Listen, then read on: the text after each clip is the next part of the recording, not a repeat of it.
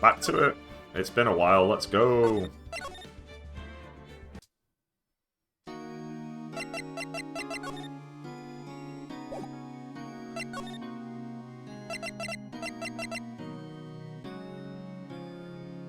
What am I doing? One day left, Nick.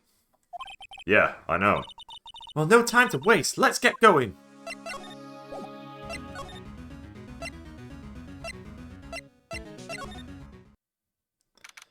December 27, Grossberg Law Offices. Mr. Grossberg! Ah, hello there, what's wrong? You look troubled. No kidding. I can't believe you're not. My. Just calm down and tell me what happened, hmm? It's Mr. Edgeworth. He...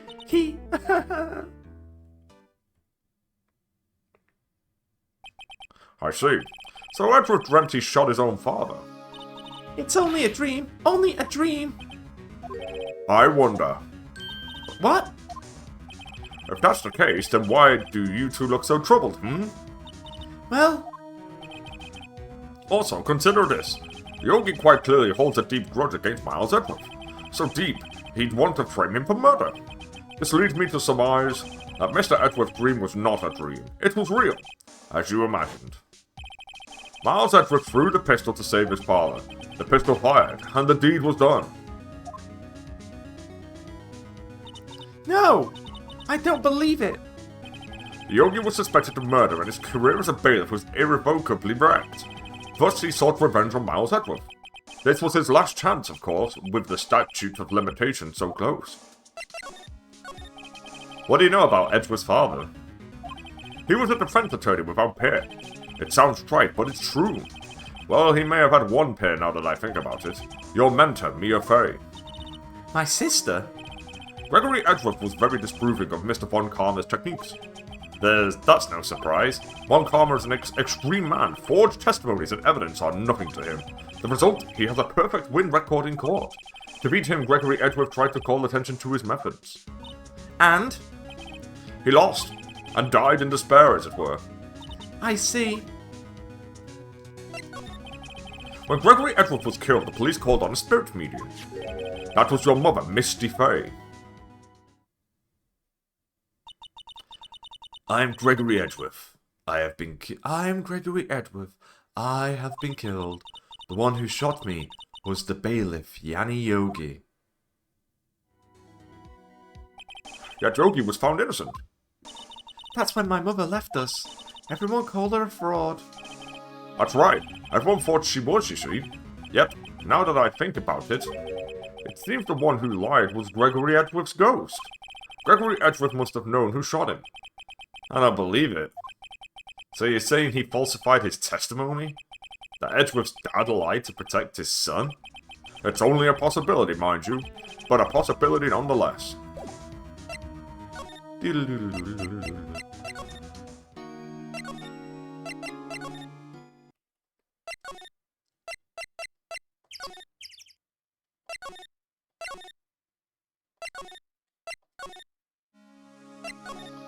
Okay. Oh yeah, I can't go to the woods. The woods are blocked.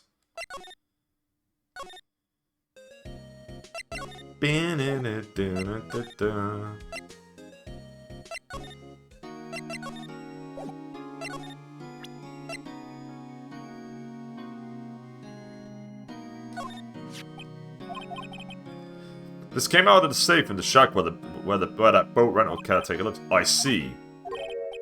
Revenge on me? Who is that old guy anyway? Is it Yanni?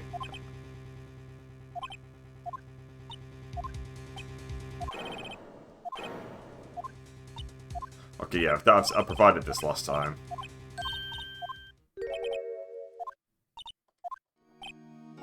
Yeah, okay. Let me go back to Grossberg and show him that letter then. Oh ho! So this is the letter. It does seem that Yogi was following this letter when he killed Hammond. But why kill Robert Hammond? Hammond was a skilled defense attorney, but he defended his clients not for their sake, but for his own. Huh? His own sake? He never trusted his clients, that one. The only thing he trusted was his own ability. But he got his client found innocent, so why should it matter? Actually, my dear, it's quite different. He won that innocent verdict for no one but himself. Yogi was a free man, but socially he was ruined. Huh? You'll understand soon enough. Wait! What is it? This letter. I've seen this handwriting somewhere before, a long time ago. Whose handwriting was this? Do you have any idea who wrote this? Could it be Manfred von Karma? Von Karma? Why would he have something to do with this? Well, I'm not sure. Von Karma. Wait! You're right, my boy! This is Von Karma's handwriting, I'm sure of it. I used to see it all the time on the court report. What? But that means the one who told Mr. Yogi to kill was...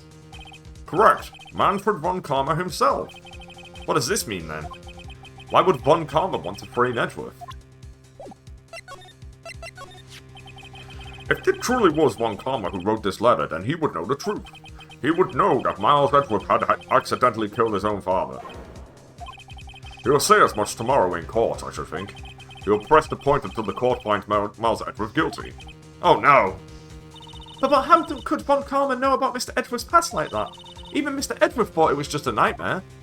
I do not know. And I do know that Von Karma is both persistent and a perfectionist. He may be seeking to satisfy a grudge against Gregory Edgeworth by hurting his son. What do you mean? It was 15 years ago. Von Karma met Gregory Edgeworth in court, and Von Karma did win. But he didn't make it through the trial unscarred. What happened in the trial between Edgeworth's dad and Von Karma? Von Karma got the guilty verdict he wanted. He won the trial. But Gregory Edgeworth accused Von Karma of faulty evidence. And though he lost the trial, Mr. Edgeworth's accusation stood. Faulty evidence? It was the only penalty Von Karma has ever received in his career as a prosecutor. Gregory Edgeworth dealt a blow to his perfect trial record. Wow. It must have been quite a shock for Von Karma. He took a vacation for several months after that, you see. A vacation? Yes, an unusual event for the man. That was the first and the last vacation he's taken in his many years of prosecuting. Really? He doesn't take vacations? Like, go to the sea or the mountains? Don't tell me he's never been to Europe. You have strange ideas about vacations, Maya. In any case, that was the only time he took a vacation from work. I believe the penalty upset him quite a lot. Odd. If he wanted to keep a perfect record so badly, why would he take such a long vacation? What do we do, Nick? Von Karma is going to bring up DL6, you can bet on it. What if Mr. Edgeworth pleads guilty to DL6? I won't let him. Yes, Mr. Wright. I hate to say this, but even accidental murder is murder, you know. I know that. I just believe in Edgeworth's innocence. I can't believe he'd kill someone. But Nick, Mr. Edgeworth admits it himself. His father must have lied to protect him from beyond the grave. I don't care. I know he's not guilty. Mr. Wright, if you say so, I suppose I could go check again. The police files might hold something of interest. Mr. Grossberg, thank you. I can't promise anything. In fact, I think the chances of finding something are slim. I understand. The police materials, To the police station, let's go!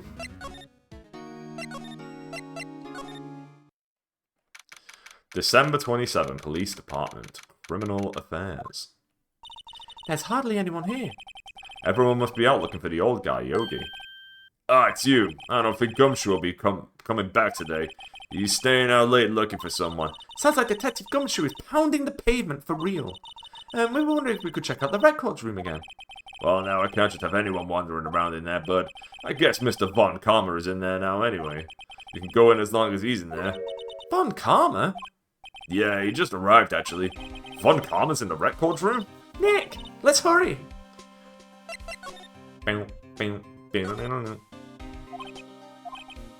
So, what are your hobbies? Well, I like to do stakeouts now and then. He must be doing image training for a first date. This must be the chief of the detectives here. He's glued to his computer screen. What? That's not possible! The world ended yesterday? He must be reading predictions for the future on someone's homepage. A poster of a female police officer. Wait, no, that's the latest Babes in Uniform calendar. My bad. Dun, dun, dun, dun, dun, dun, dun, dun, dun, dun.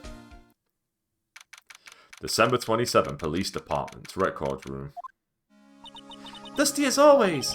We were only here just yesterday. I'm sure they just hadn't had time to clean. What's wrong, Nick? Nothing. I was just noticing that he isn't here. Von Karma. Here are files of collected case reports. There's quite a large volume of reports here. Wow, these are all case reports? Yeah, it's like a graveyard of police cases. I guess my sister's case report is in here too, quietly gathering dust. There are shelves stuffed with case files in the back of the room too. Forgotten cases, rotting away for eternity. Nick, let's get what we need and get out of here. All of this dust is getting to me. It looks like there are files inside this glass case. The case is so dusty I can't see what's inside. Nick, it's locked. You must keep important case files in there. Huh? One of the drawers is here, it's open. Someone must have been looking in it recently. The label says unsolved cases, evidence. Unsolved cases? Nick, the file for DL6, it's completely empty. What? What are you doing in here? Eek! Von Karma. You? How do you know my name? Huh? Have we met? What are you saying? We see each other every day, don't we? We're Miles Edwards' defense team. Defense team? I beg your pardon, you see. I rarely remember defense attorneys. They are like books to me, needless things to be crushed. I can see how this guy was Edward's mentor. Mr. Edgeworth is your student, right? A romanticist who still can't shed that veneer of amateurism. Just like his father, always second rate. Mr. Von Karma, you had an axe to grind with Mr. Gregory Edgeworth, didn't you? Me? A grudge against a mere defense attorney? Why? Because he dealt a blow to your otherwise perfect trial record? So you did. But what I don't get is, why did you take his son under your wing afterwards? The son of your most bitter rival? That, my dear attorney, is none of your business. Tomorrow will be the last day of this trial. It's been a while since I've had a defense attorney last this long. Still, you will lose in the end. Miles Edgeworth will admit his own guilt. His guilt of 15 years ago, you mean? You're quite the researcher. If you've done your homework so well, then certainly you must understand. You know what Miles Edgeworth will tell the court tomorrow.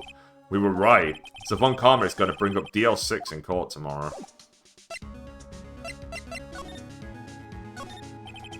This large drawer is all evidence, all the stuff in it looks like random junk. Only the evidence for the DL6 incident is missing. I guess I could took it to Von Karma. This cabinet is where to keep evidence for current cases. Some of the things are obviously murder weapons, others are question marks. Most of it just looks like random junk. Nick, what do you think this clothespin is for? Don't touch that, it's evidence.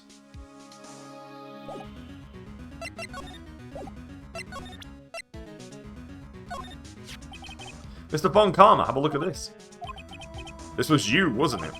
You instructed Yanni Yogi to commit murder. Yanni Yogi? How many years has it been since I've heard him called by that name? He's a fool. I told him to burn it after we read it. So you admit it? You wrote Mr. Yogi this letter? Yes, my dear defense attorney. Thank you for taking the trouble to bring it to me. You've saved me a lot of needless hassle. What? Nick, what is that thing? That's a stun gun for self-defense, usually. Indeed. 600,000 bolts will course through your body like a dog touching an electric fence. 600,000? Oh, don't worry. People don't die from it usually. Now, give me the letter. No! No! Whoa, what are you? Nick, run! Ah! Maya! Out of my way! What?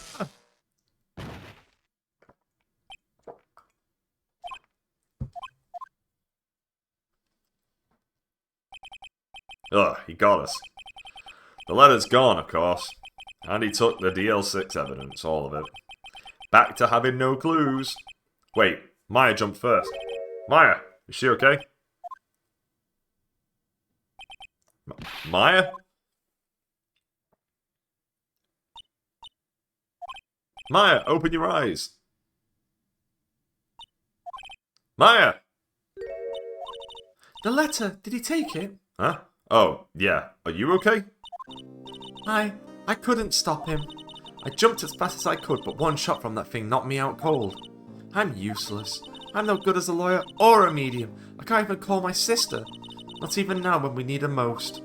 I wish I hadn't woken up at all. Holy shit. Maya! God, there has to be some way I can help her. I better do something about her self-confidence first. Maya, she's holding something. What is that? A bullet? DL6 incident, evidence number 7, taken from the heart of Gregory Edgeworth. I remember. Von Karma was holding this when Maya jumped in. DL6 bullet, taken from Gregory Edgeworth's heart, still bears clear ballistic marks. I'll prove it to you, Maya. You're most definitely not useless. I'll prove it to you in court tomorrow. Man, Phoenix just, tanked 600,000 volts and woke up first. What a madman. That's why he fought Galactus.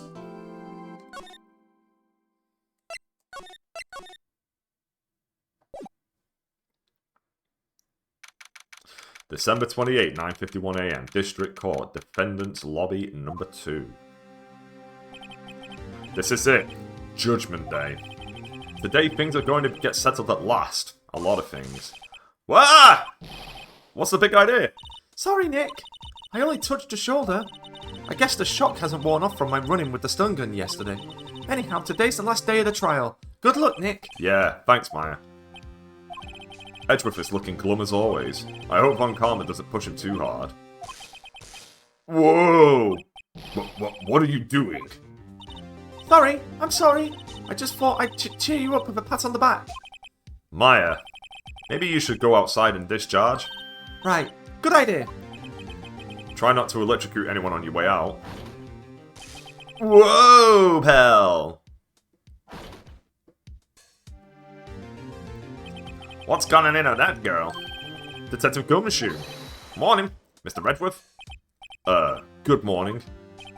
How did it go, Detective? Have no fear, as promised, I've captured our runaway caretaker. I've just brought him in. Took it all night, pal.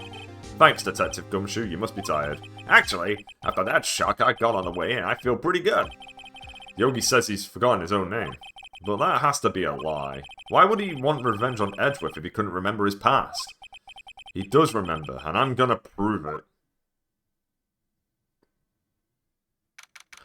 December 28, 10 o'clock in the morning. District Court, courtroom number 3.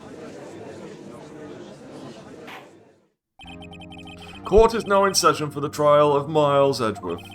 The defense is ready, Your Honor. The prosecution is ready. Right, very well. We have reached the final day of our proceedings in this trial. I ask that the prosecution submit decisive evidence. Understood. Come on, don't be awed into silence by every little thing he says. Very well, Mr. Von Karma, your opening statement. Right. Thanks to Detective Gumshoe's efforts, the boat rental shop caretaker has been arrested. In yesterday's trial, the defense asserted that the caretaker was the murderer. However, the caretaker has yet to confirm this. I would like to ask the defense to cross-examine him as much as necessary. Very well. Please bring the witness into the courtroom. Ladies and gentlemen of the court, I believe you all remember our witness. He lives in a boat rental shop on the lake from where he witnessed the incident. In addition, he has currently lost memory of his name and identity. Witness, why did you run away yesterday? The witness was not running away, as he will now testify. I see. Very well. Please begin your testimony. Why I left court? I'm really sorry I had to leave like I did, but I went right away on nothing. I went by some food policy. I got nothing to do with this incident anyway. I mean, I needed one of those motive things right. I'll go on. But that movie as they stands and stands. Very well. Let's begin the cross-examination, shall we? He has to know his name. Yanni Yogi. You're Yanni Yogi, and I'm gonna prove it.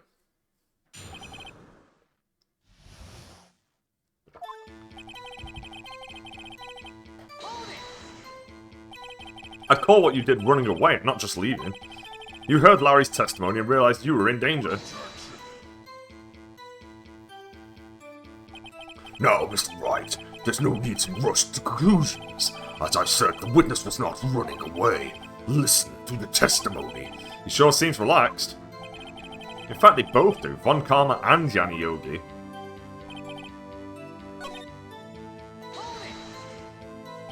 Food? I'll buy a bear gourmand, you see. He only eats these high-quality bird pellets from France. You only have them in the big pet shop downtown. But you weren't arrested until this morning. Why didn't you go back to the caretaker's shack? Well, I got a lot to do. The witness has trouble remembering things sometimes. When the police apprehended him, he was on his way back to the shack. Yeah, right. Nice try, Von Karma. No one's gonna believe that. I see. So he was lost. Please, Your Honor, come to your senses. You've lost much of your memory, is that correct? Yeah, see you later. Then how could you know that you didn't have anything to do with this incident? Or maybe you're lying about not having your memory, You know exactly who you are. The witness has testified quite clearly that he has no memory of who he is. If you claim he's lying, then show the court proof. How am I supposed to prove what's going on in that old codger's head? That's impossible.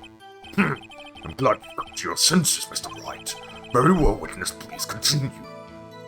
How can you say you had no motive? I say you do. You had a grudge against Edward and the victim, Robert Hammond. That's why you took revenge on them. Please don't make me repeat myself, Mr. Wright. This witness has no memory of anything beyond several years ago. He can't hold a grudge. It's impossible. I have to prove he's lying about his memory, otherwise it's going to be the same thing over and over until the trial ends. Might I say something, Mr. Wright? Yes. Yes, Your Honor? You've been saying the same thing now over and over. You've been calling the witness's memory of the past, or lack thereof, into question. But does this really have anything to do with the current case? Of course, Your Honor. The witness has said he has nothing to do with this case and no motive. Both of these statements are lies. Order! Order! Mr. Wright, there is a serious problem with your claim. Or are you saying you know who this witness is? Of course, Your Honor. Oh, now this is interesting. I would like to know myself. So who is he? Don't play dumb, Von Karma. Mr. Wright, please tell us this witness's name. His name is Yanni Yogi, a former court bailiff. Yogi? That name seems familiar. Oh! Yanni Yogi, from the DL6 incident. I figures the judge would have heard of it. It was such a famous case. But what does this mean? Your Honor, this man is Mr. Yogi, then he has a clear motive. Tisk, tisk, tisk. Jumping to conclusions again, Mr. Wright. This man, this witness is Yanni Yogi. Fascinating. However, how do you propose to prove this to the court? This is a court of law, as you may recall. You need proof. And allow me to repeat once more that the witness has lost his memory. This is it. I have to do this now.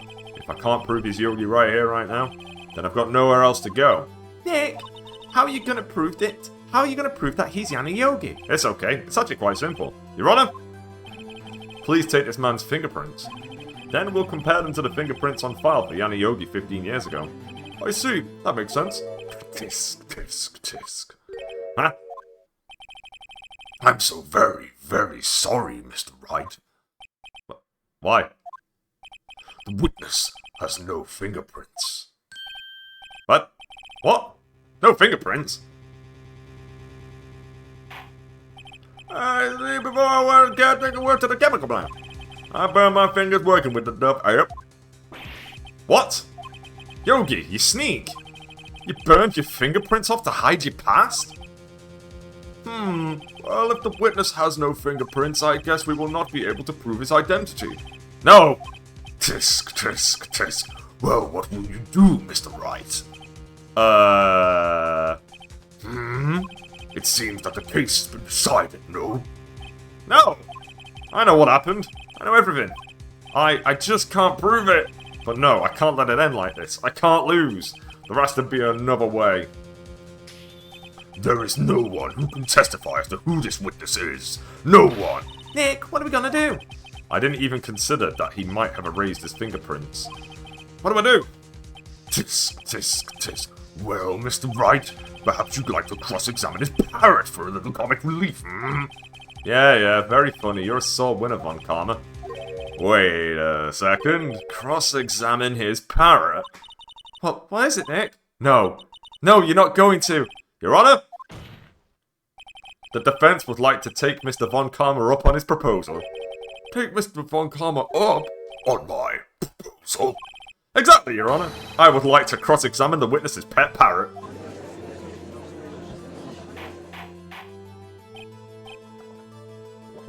Order! Well, what do you think, Mr. Von Karma? Need you even ask? This is a farce, I object! Wait a second! You were the one who suggested I cross-examine the parrot, Von Karma. I have a right to do as you suggested. Well, if you're so desperate, then please be my guest. Of course, should you go through with this, and nothing comes of it, then I hope you're ready for the consequences. Nick, this is crazy! Well, still want to go through with your little game? Yeah. Let the parrot take the stand. I will cross-examine her, Your Honor. This is the most ridiculous thing I've ever heard. Von Karma's rigged every person's testimony, every piece of evidence. Except the parrot. She's my last chance. At least, I think so.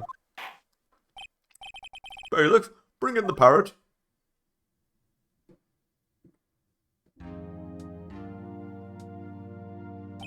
That's quite a bird. Please tell us your name. Name! The witness is ignoring me. It must hurt to be ignored by a bird. Oh, very well, witness. Who is your owner? Please, testify to us. Who is your owner? Hello. What?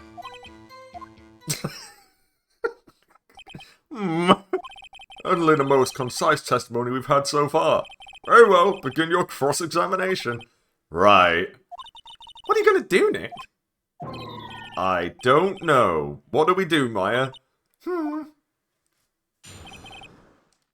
he knows about the DL6 incident, so that's what you've got to rip out of him.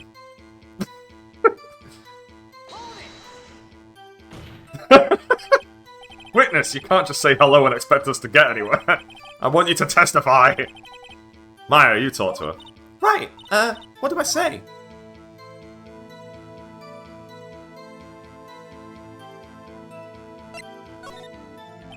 Maybe I should get her to say her name.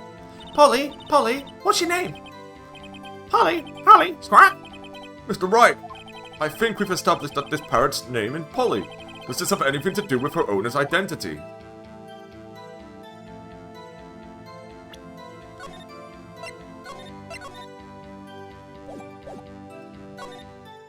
Yes, it does. Ha! Fascinating. You claim that the parrot's name will prove her owner's identity? Then show us this proof. Nick, don't you think you're taking the bluffing a little too far? Listen, we're not here to answer the question of who is the caretaker. We're here to prove that he is Yanni Yogi. All we have to do is type the name Polly to Yogi. Your Honor, the proof that the parrot's name reveals the caretaker's identity is... I don't think it is relevant.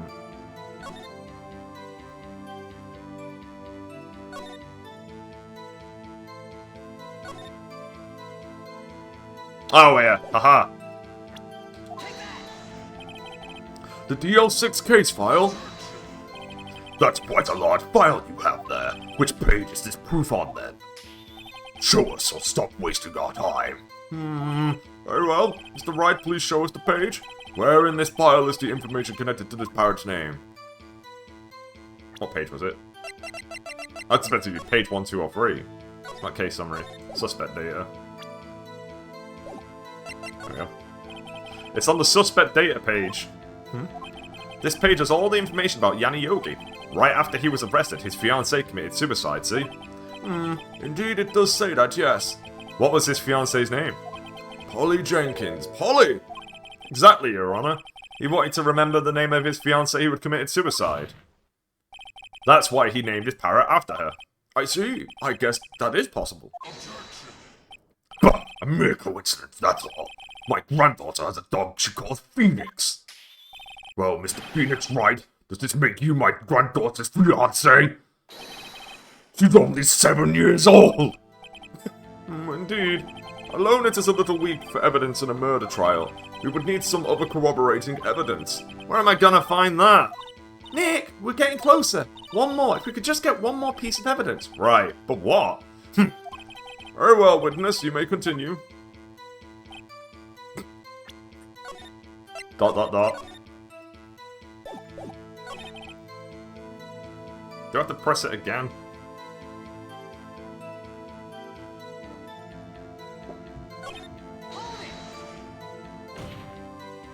Witness, you're here to speak. You must speak to me. Frankly, I can't believe that you're speaking to the parrot. Well, I guess we should try to get some information out of her. We need to show the judge that her owner is Mr. Yuri. Yeah, I've got to press this part again. It's not the name. I'm gonna go with the safe code.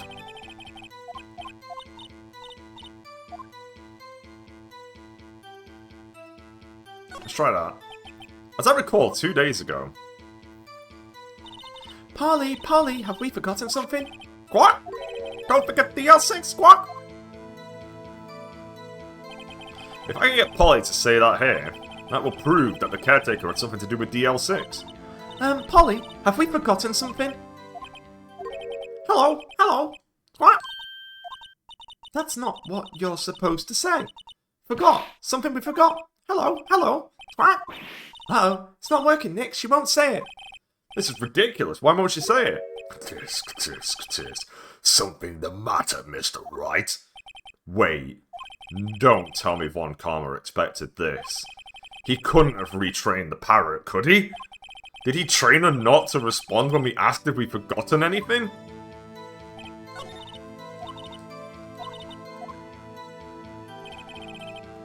Okay, it's time for the save code.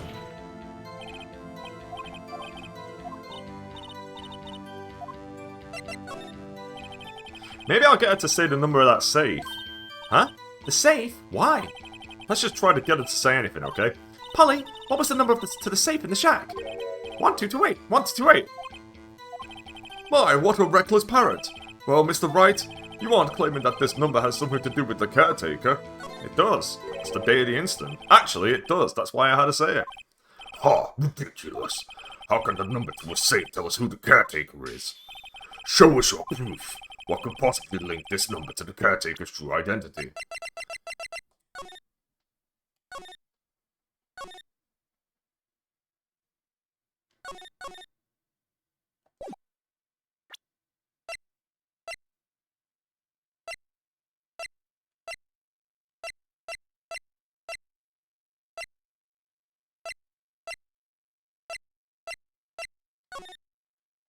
I mean, it's the first page. It should just be the case summary.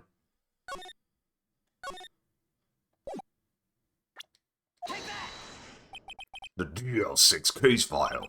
What is this obsession you have with that case? Mr. Wright, where in this file is something relating to that safe number? It's on the case summary page. The case summary? Specifically, the date on which the DL6 incident occurred. The date of the incident, December 28. Why, that's today's date, 15 years ago. And the number on that safe is 1228. Oh! He used the date of the DL6 incident as the number for his safe, Your Honor. That's how important that date was to him. I see. It certainly is an interesting coincidence. People often do set their secret numbers to dates. But this is not tangible proof. I set my ATM card number to 0001 because I'm number 1. This has nothing to do with a date. Nothing! That's enough. I think we've reached a conclusion here. This is a mere coincidence, that's all. True, that is a possibility. However, two coincidences at the same time seems more like a pattern to me. What are you saying? Summon the caretaker of the boat shop. Immediately. Witness, tell us your name. Wait! This witness, he doesn't remember. No, it's okay. Oh boy. I've accomplished what I wanted to do. I'm done.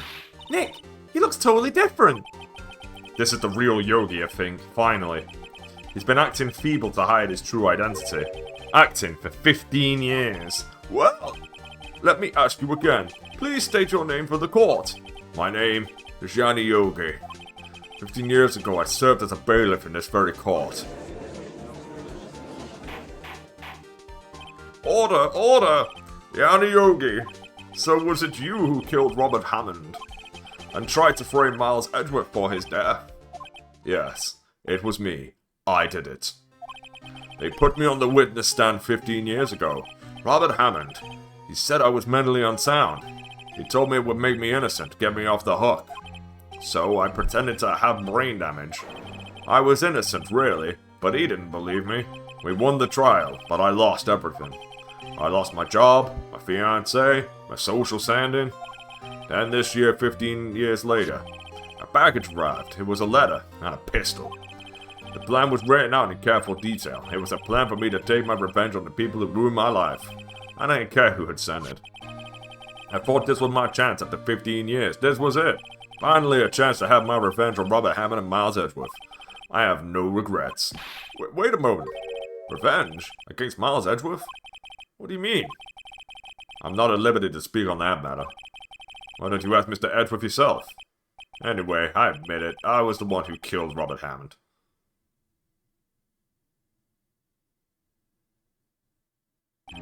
One comma. Where is Mr. Yogi? Under arrest, Your Honor. I saw no room for error in his confession. Then, the defendant, Miles Edgeworth, is innocent. In this case, at least. Very well. Will the defendant please take the stand? There are a few mysteries left unsolved. Still, you are cleared of suspicion for this particular case, so I would like to pass judgment on the murder of Mr. Robert Hammond. Any objections?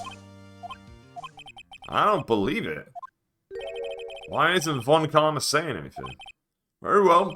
This court finds the defendant, Mr. Miles Edgeworth, not guilty.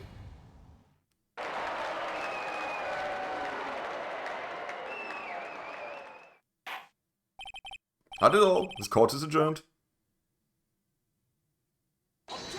There it is. Did someone just say objection?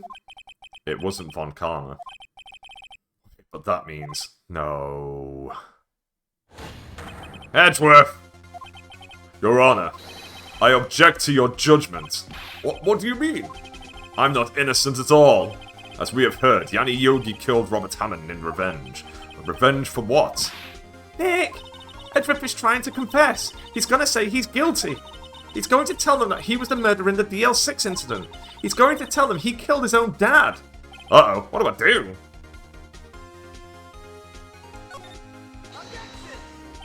The judgment has already been passed. I object to Edward's outburst. Didn't something like this happen yesterday too? I believe a certain witness raised an objection after the guilty verdict was passed. How would be Larry? We must hear this new statement.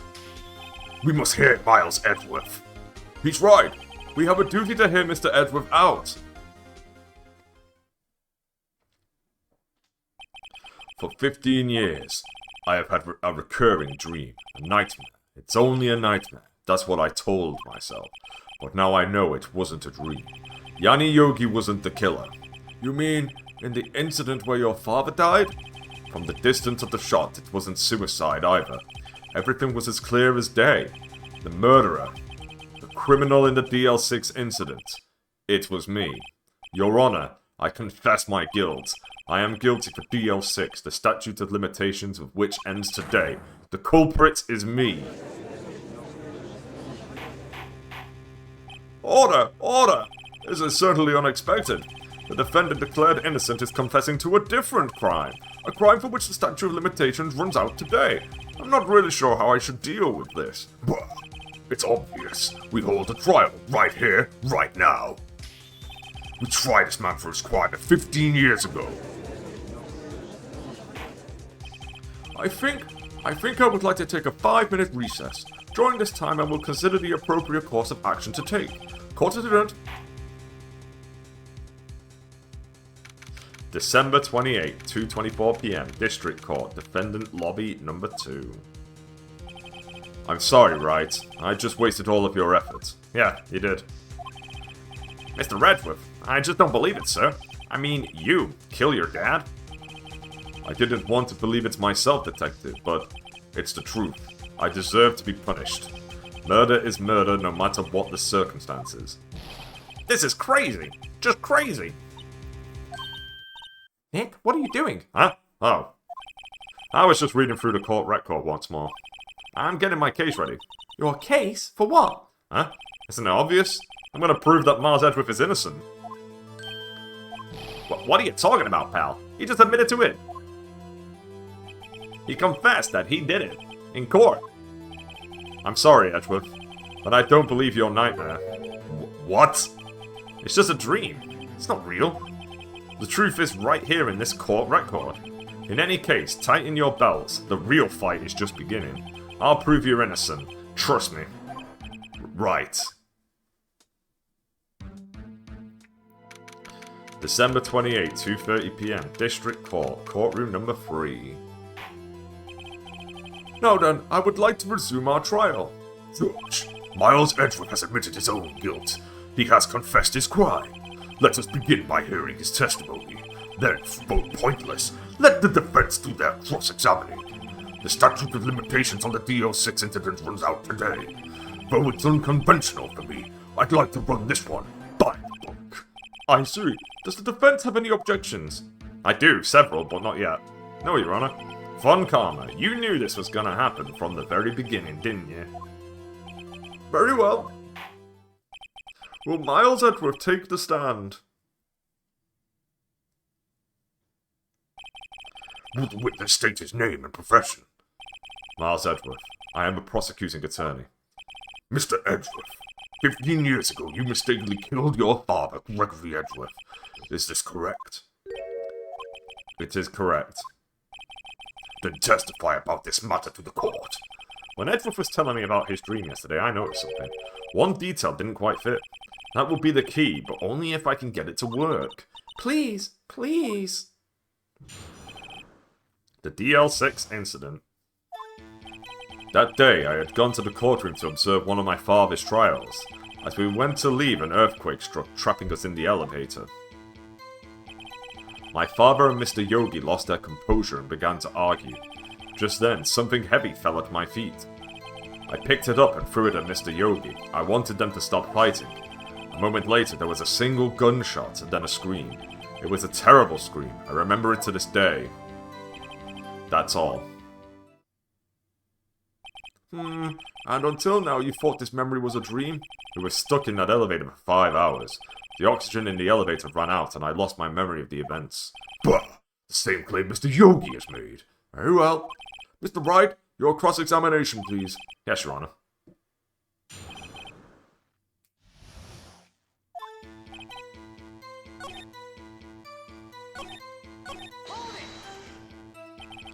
So there were 3 people, including yourself, trapped in that elevator? Yes. Myself, my father, and Yanni Yogi.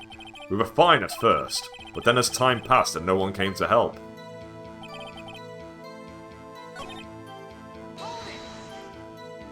What was it?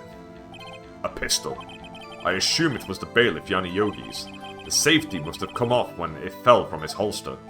And you picked it up. What happened next?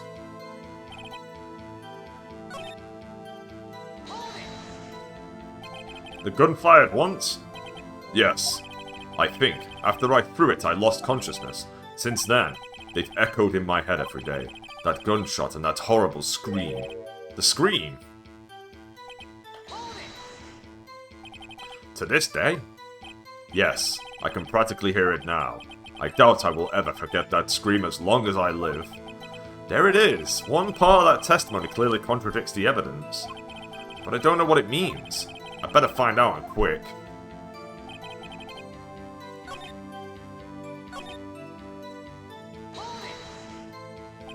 What did you do then? I was a 9-year-old boy at the time. What could I do? I was scared, trembling in the corner. But then...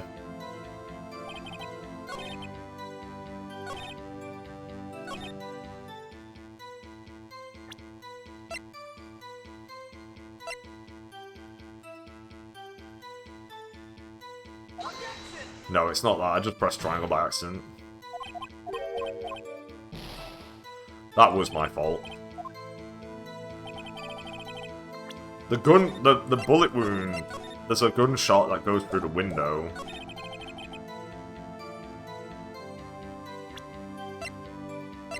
There we go. That's better. So there was only one gunshot? Yes, I'm sure of that. I heard the shot and the scream. Then everything faded. I was unconscious until the rescuers came. I see. No, Your Honor. Unfortunately, you don't. Take a look at this. Take a look at this. This is a photograph of the scene of the crime 15 years ago. And in it lies a clear contradiction to Mr. Edwards' testimony. Well, I can see the victim, Gregory Edgeworth, lying there. But what do you mean a contradiction?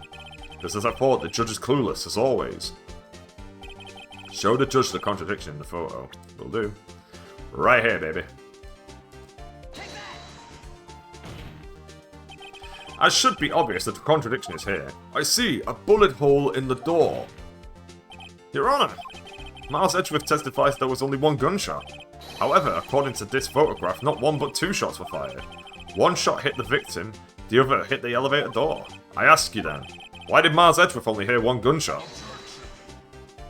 This photograph does seem to confirm a second shot. However, when was the hole in the elevator made? It might have been there before the incident occurred. If it was there before, it has nothing to do with this incident. Ugh. Mr. Wright, do you have proof that this bullet hole was caused at the time of the incident? Ooh, do I?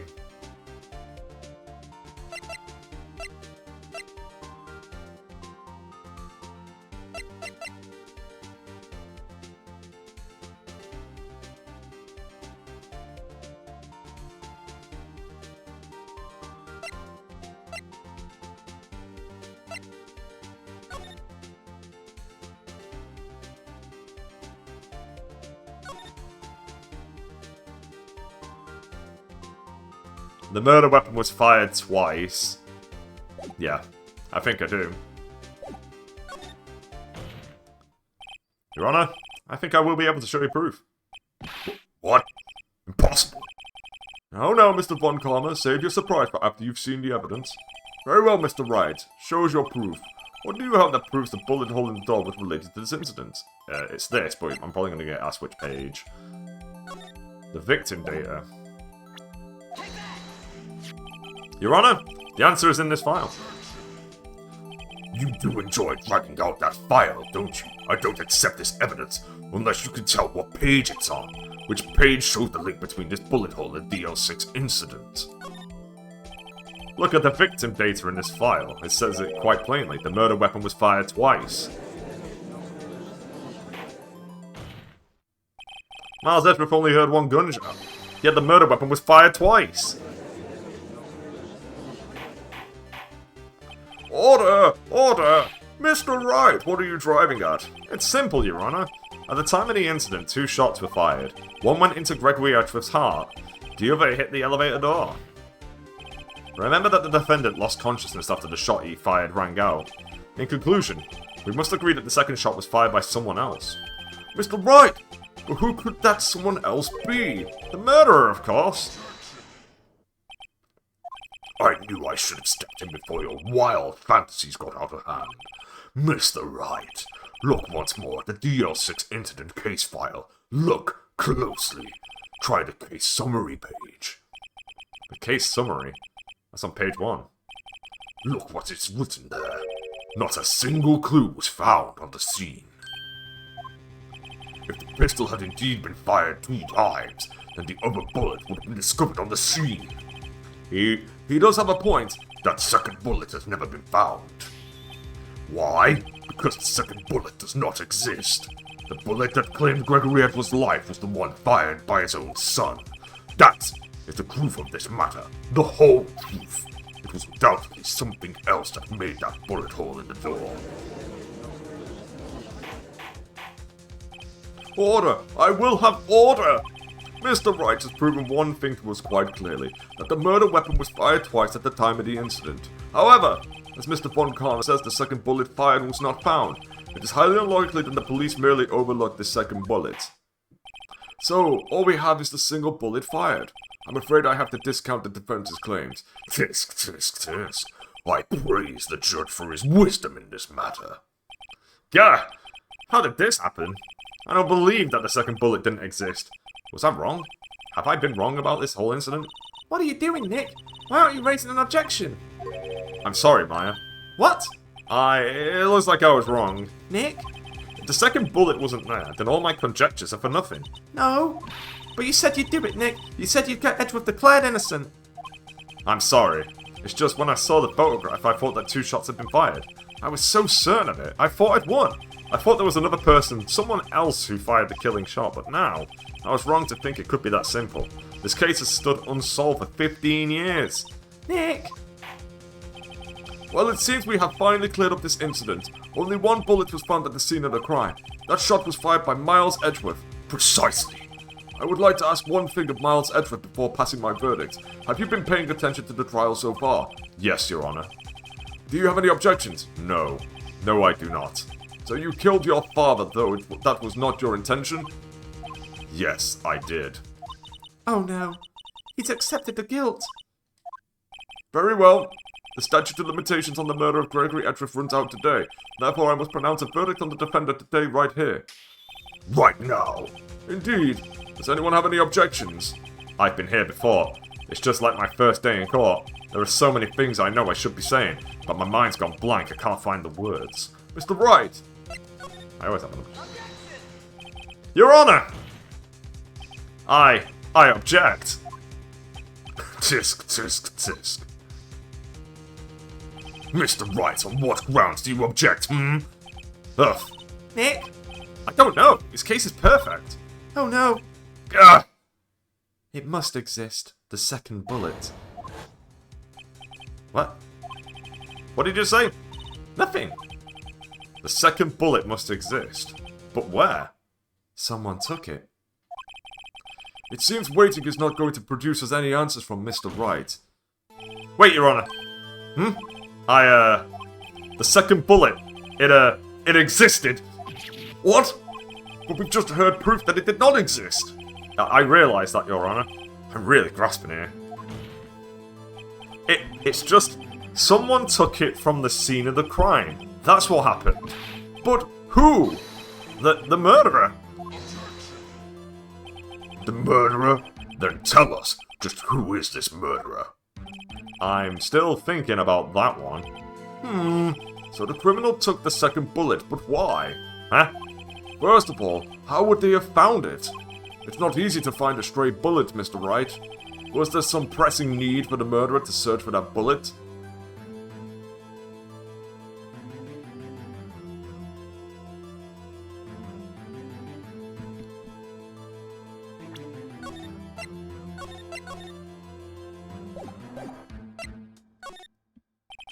Why would the murderer have spent the time to look for that stray bullet? I haven't got a clue.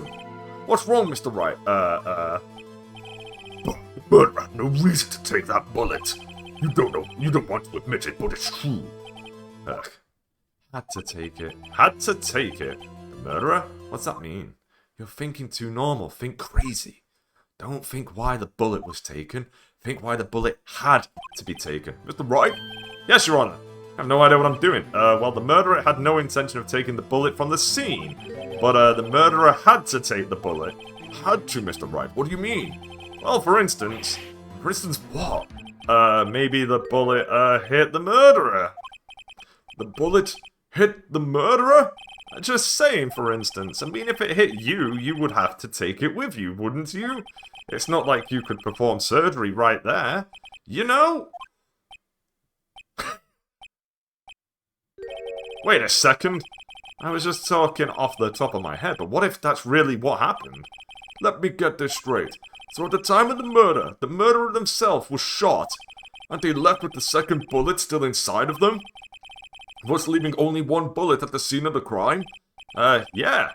I guess that's how it would work, yeah. But there's a problem with that. The other 2 people rescued from that elevator, Miles Edgeworth and Yanni Yogi, were both unharmed. So that would mean the murderer came from outside, yes.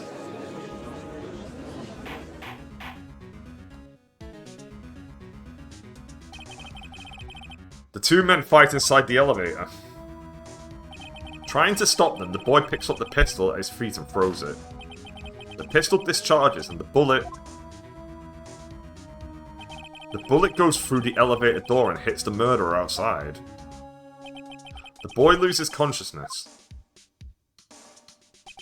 Then the murderer opens the elevator door and sees the men inside. Mr. Wright, you are truly the most unpredictable defense attorney I've ever known. I can tell you're grasping, yet I cannot deny the possibility of what you say. What are you saying? Deny it! Deny it! No one involved in the incident was wounded. There was no murderer. No one was wounded at the time of the incident. He's right, I can't think of anyone. Hey, Nick. Huh? I just thought of something really crazy. Crazy? Remember what Mr. Grossberg said yesterday? Gregory Edgeworth dealt a blow to his perfect trial record. Wow!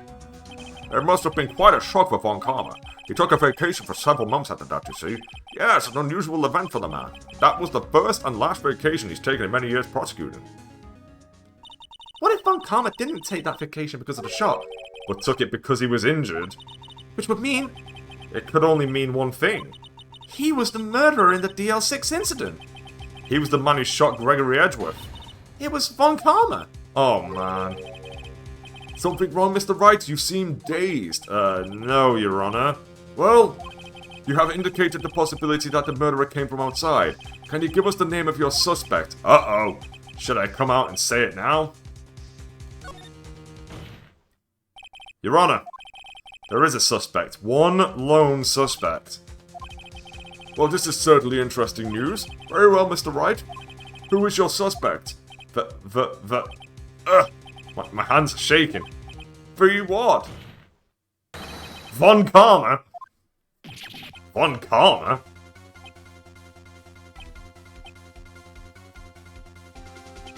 You mean the Von Karma? The prosecutor? The one standing right over there? You don't object? I see no need. Why honor this ridiculous outburst with my objection? Because you took a vacation for several months starting the day after the incident. Yet you pride yourself on a perfect record. Why would you take such a long vacation without any reason? So you're claiming that I took a vacation to heal my injury from the incident? Fascinating. Prove it. I would have needed surgery, no? Where did I go under the knife at, Mr. Wright? Bring the doctor that operated on me. Have him testify. Ugh. Nick, let's find out who his doctor is. It's no use. Edgeworth? I know Von Karma perhaps too well. He's perfect. He wouldn't leave clues. He probably didn't undergo surgery. That would leave a doctor as a witness. Nobody's that perfect. So what, Nick? Did Von Karma pull the bullet out by himself? That's insane! No, he couldn't have. You can't just pull bullets out of yourself. Wait, what does that mean? That bullet has to be somewhere, but where? Tisk, tisk, tisk. Well, Mr. Wright, can you produce evidence to prove that I was shot? Is it time? Is it finally time for the, to take him down? Alright, Von Karma, I'll prove it. And I'll even use evidence. I know you like it, how you like it so much. What? The evidence that proves Von Karma was shot is... Von Karma is perfect. He wouldn't risk surgery leaving an evidence trail. So then I ask, where is that bullet now? I think it unlikely that Von Karma performed surgery on himself. You don't mean... I do. There is the possibility that the bullet is still inside Von Karma. Is that even possible? For all these years? Well, there's one way to find out. We could use this metal detector. Well, Von Karma, I'm gonna run this over you and see what we find. I refuse! You refuse? But refusing this means... You acknowledge that the bullet is still inside you? Order! Order! Order! Your Honor! The defense requests that we be allowed to use the metal detector. Judge, I call for a suspension of this trial. This is an invasion of privacy. The statute of limitation runs out on this case today. It was you who said we had to end it right here, right now. Enough. I permit the use of the metal detector. Mr. Von Karma, you will submit yourself to testing. Nick, what does this mean? I don't know, but we have to give it a shot.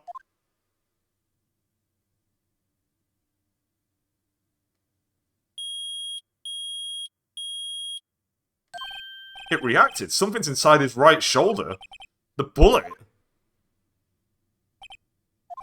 Mr. Von Karma? You. It was you. I was afraid this would happen, and so I remained silent. Indeed, there is a bullet in my shoulder. However, it has nothing to do with this incident. What? I was shot in the shoulder long before the DL6 incident. I claim that the bullet in my shoulder has no relation to DL6. But Mr. Von Karma, can you prove that? Proof? I have no obligation to prove anything. It is Mr. Wright who must prove something here, not I. Mr. Wright? Well, can you prove it? Can you prove that the bullet in Von Karma's shoulder was from DL6? Of course you can't. You don't have any of the DL6 evidence. That's because you took it out of the records room yesterday. With no proof, you cannot convict me of any crime. So sorry, Mr. Wright.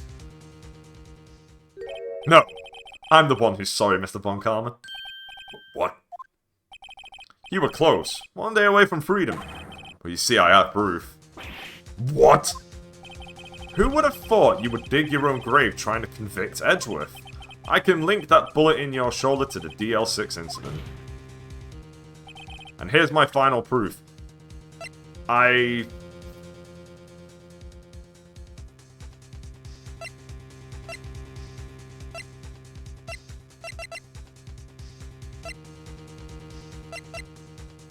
Is it the gun? Yeah, because I think it's the bullet this time around. Because it'd be the same bullet. That's a bullet. Where did you get that? This is the bullet used in the DL6 incident. This was taken from the heart of the victim, Mr. Gregory Edgeworth.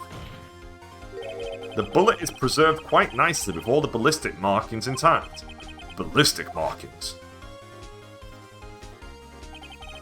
You may recall the term. It came up in the first trial 2 days ago. Ballistic markings are the fingerprints of a weapon. All bullets fired from a gun are marked with that weapon's unique pattern. By examining the markings, you can tell which weapon fired the bullet. It's quite accurate. We have 2 bullets in our possession. One, the bullet removed from Gregory Edgeworth's heart. And the other, Mr. Von Karma, is the bullet buried in your shoulder. We could analyze both bullets. Then if the markings matched, we would know that both bullets had been fired from the same gun. The very same pistol. In other words, the murder weapon that killed Gregory Edgeworth. Mr. Von Karma, you will let us remove the bullet from your shoulder. Then we'll compare the ballistic markings to those on this bullet. And solve this case once and for all.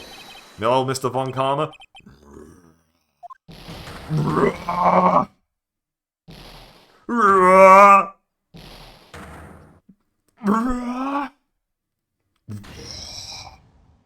That scream. I heard that scream before. Wait, I know.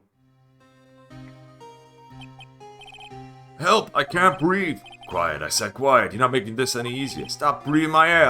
I'll stop you. Stop breathing my air. Get away! Get away from my father! Bang.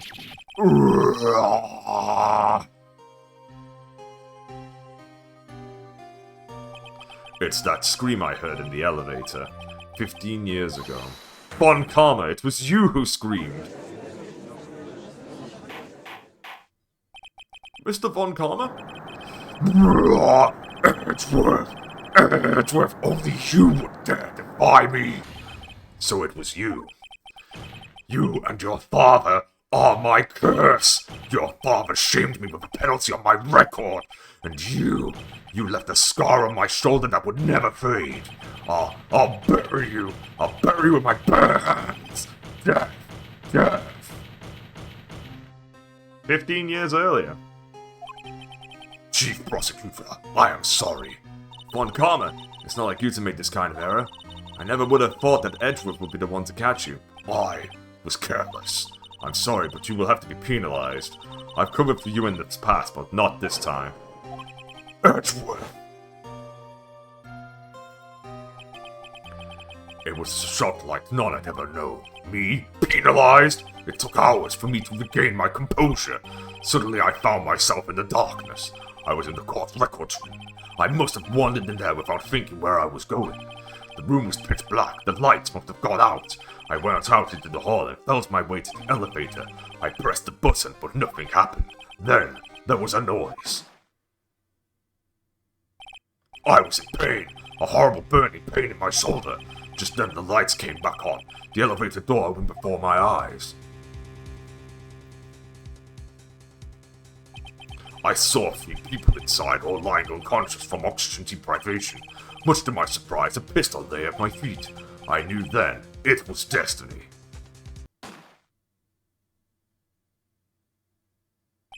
In his last moments, Gregory Edgeworth was still unconscious. He died, never knowing who had shot him. Later, he spoke through a medium, blaming Mr. Yogi. He was fooled. It was the perfect crime. Tisk, tisk, tisk. Who would have thought another man would have come to open that elevator door? Judge! What? What are you doing? Do your job. Bring an end to this miserable charade. Now, end it. Very well. It appears that we have come a very long way to the end of this maze. 15 years later. Mr. Miles Edgeworth? Yes, Your Honor. You were innocent. You are innocent. As you said, it was all a nightmare. Yes, Your Honor. This court finds the defendant, Mr. Miles Edgeworth, not guilty.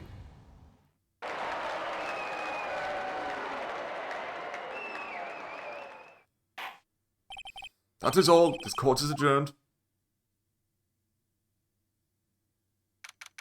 December 28, 5:38 p.m. District Court, Defendant Lobby Number 2. Nick, we did it!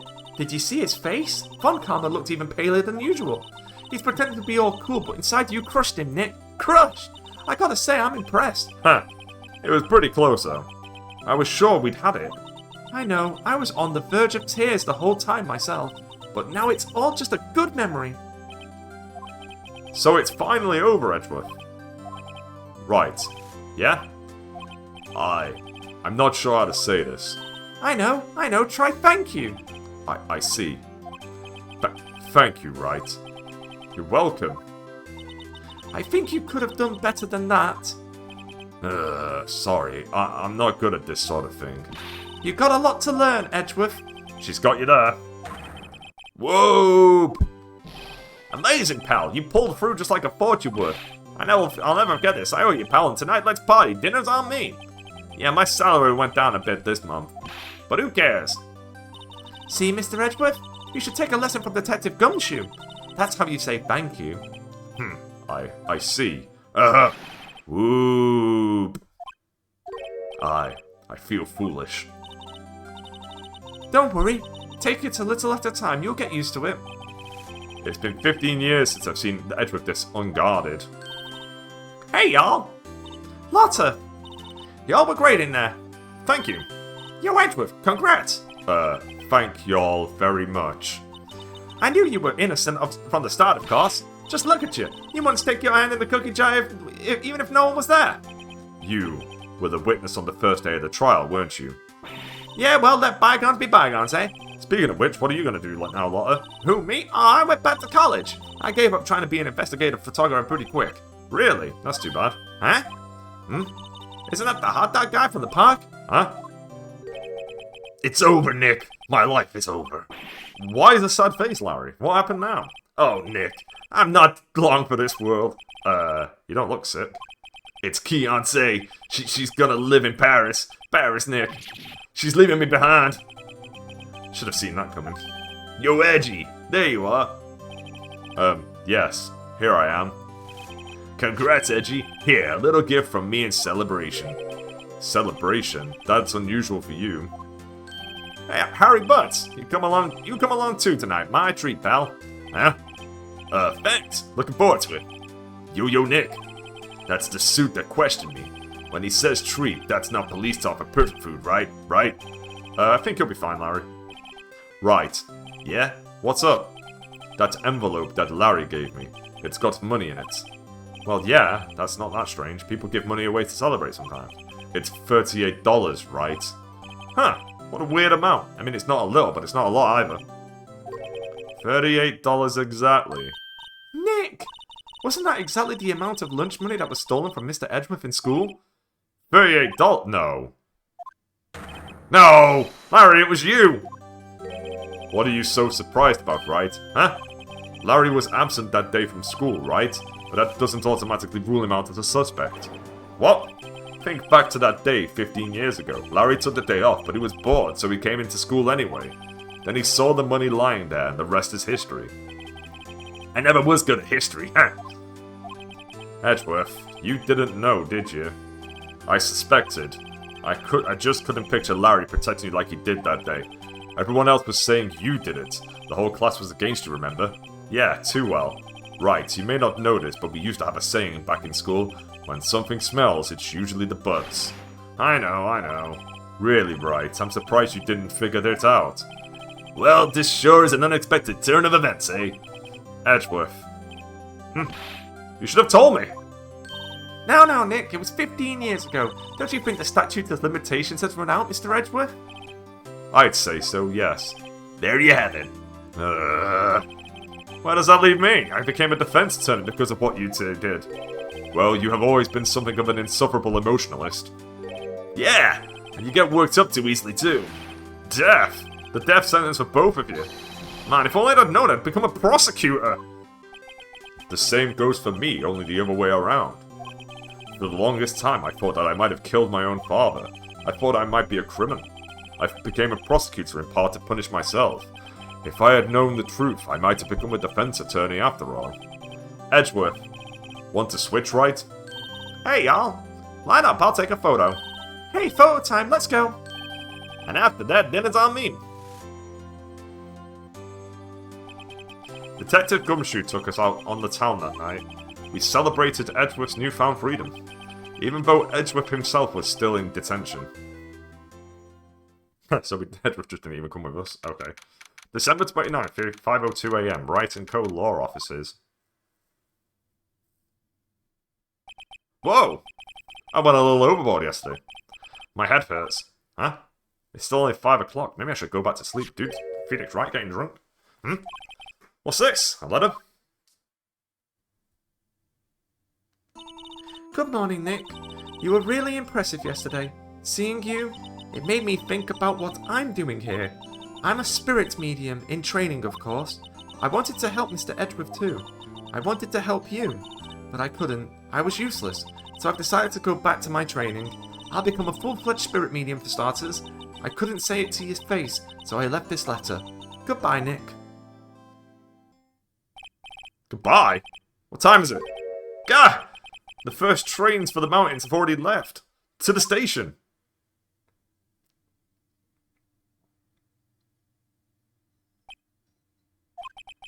I guess I'm too late. Hey! Nick? Maya! So, you leaving? Yeah. It's hard being a spirit medium who can't talk to spirits. And I think you'll do fine without me, Nick. Be good, okay?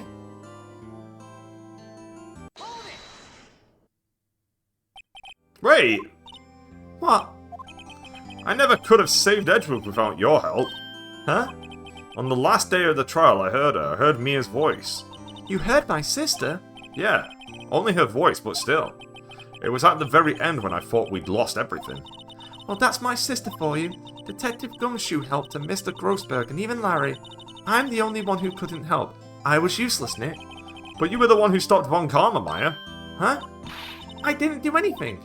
All I did was wander around in a daze. Sorry, but I have evidence that you helped. Evidence?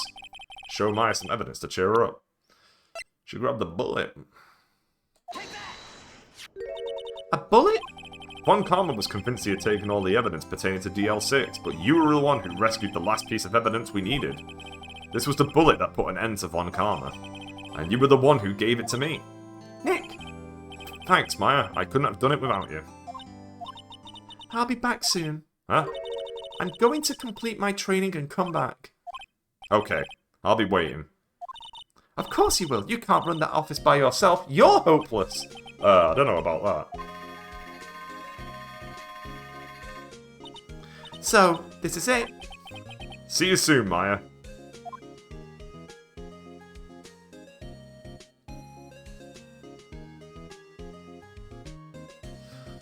Thanks, Nick. See you later.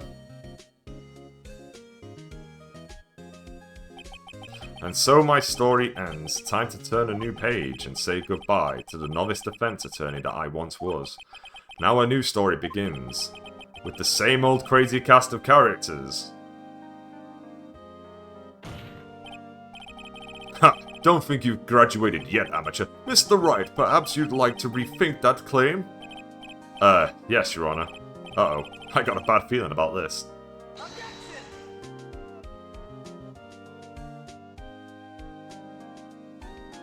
Banger game, we're doing the DLC. We're not done yet. Well, I say DLC, it was like there goes my phone. It's like an additional case for, oof. Yeah, my phone's fine. Oop, Detective Gumshoe! Then he hung his head low and went right back outside. Kinda like he was embarrassed or something. Strange, huh?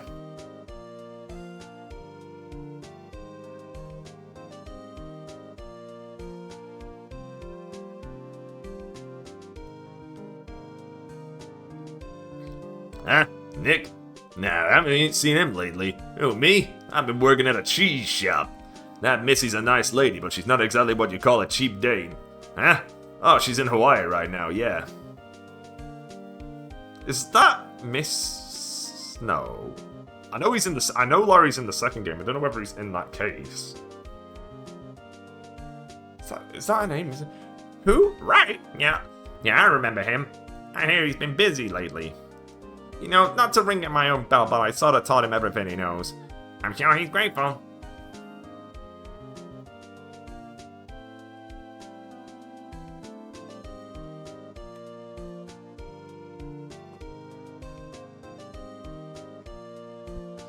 Phoenix Wright?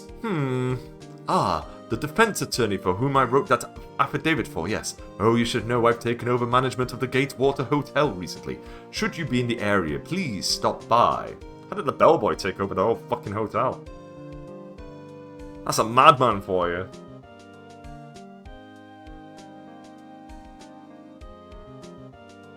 Oh, it's true. Phoenix Wright. Ah, yeah, my understudy, was he not? I wonder how he's doing. Haven't seen him of late.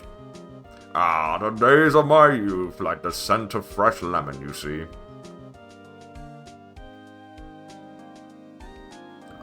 Ace Attorney's just so good.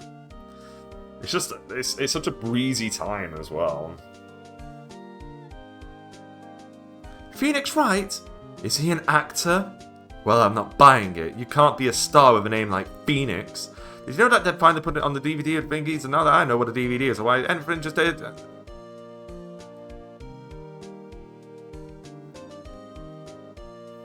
She speaks too fast. I'm pleased to announce The Pink Princess is a hit. I sure owe that Mr. Wright a great deal. Oh, and I'm keeping my face out of the public eye till the show's over. I wouldn't want to ruin any kid's dreams, you know?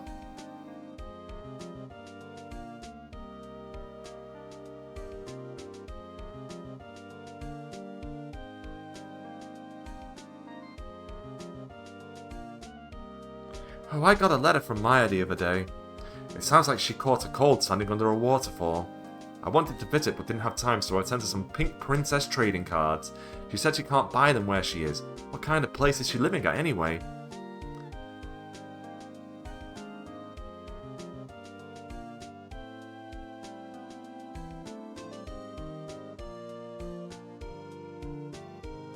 Right, who's that? You wanna talk? Let's talk Pink Princess, alright. But you know, I snuck into the studio the other day, and I saw her, the one inside the Pink Princess suit. Ugh, what a dog. It was kind of a shock for a boy my 10-year age.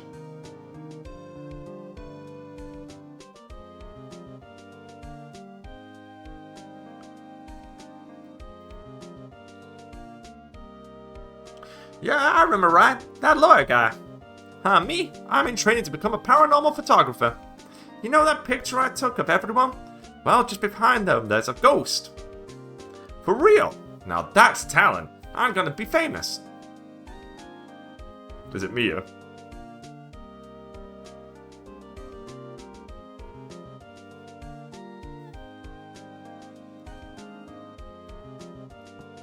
It is Mia. Look, Edge was smiling crazy.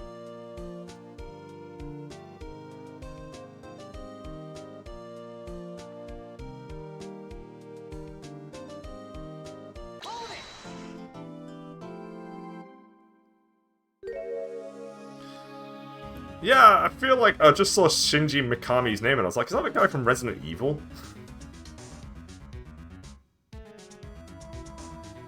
He's a madman, a madman. A brand new episode has been added. Oh, the bane of my life, that fucking mascot is coming. Oh no. And he is the bane of my life. It is a very great... I'm gonna get Brew in a sec, but I'll let this start.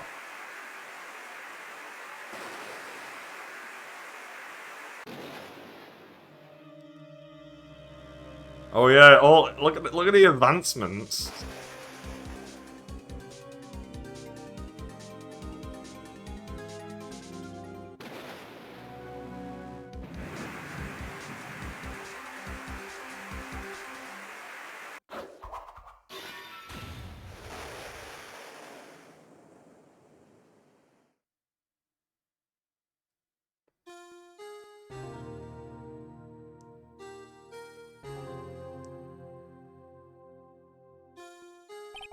It's been 2 months since Maya left the office. 2 months without a single trial. I've had offers, but none I took. That is, until the day that girl showed up. February 22, 10:02 AM, Wright and Co. Law Offices.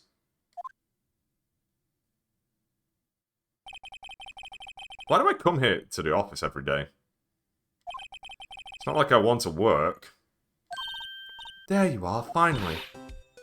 Where have you been? My sister's trial is tomorrow! Who are you? It doesn't matter who I am. It only matters who you are. The famous defense attorney, Mia Fey. Oh, you're not Mia Fey, are you? I'm sorry, but Miss Mia Fey no longer works here. So you are the coffee boy? I'm Phoenix Wright, a defense attorney. Right. Wait!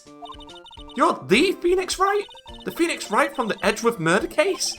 Yeah, that's correct. It wasn't Edgeworth who was murdered, though. That's a relief then. You're better than nobody. I'm sorry, I'm afraid I'm not taking any cases right now. But you are Phoenix Wright, right? The undefeated defense attorney? Look, I'm not accepting any new cases. I'm sorry, but you'll have to try somewhere else. Please, I'm out of time. But... Please, you have to help. It's my sister.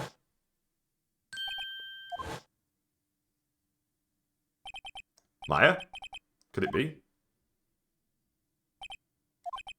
Okay, I'll hear you out. Really? Thank you so much. My name's Emma Sky. I'm a scientific investigator. Scientific investigator? Right, I'm gonna get a brew. Back this out. Maybe not drop my phone this time.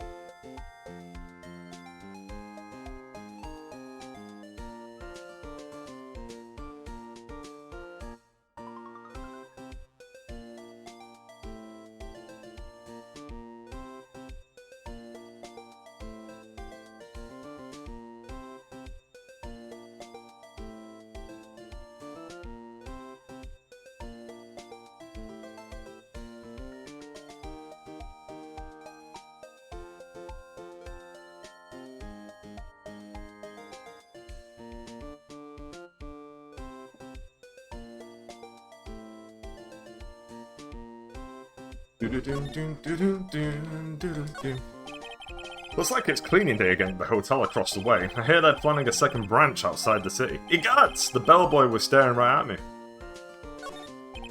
Mia's plant, Charlie. I've been taking care of him in Maya's absence. There's a poster of the steel samurai on the wall. Maya stuck it up here on the day she left. I didn't have the heart to take it down. I do sometimes get strange looks from the clients, though.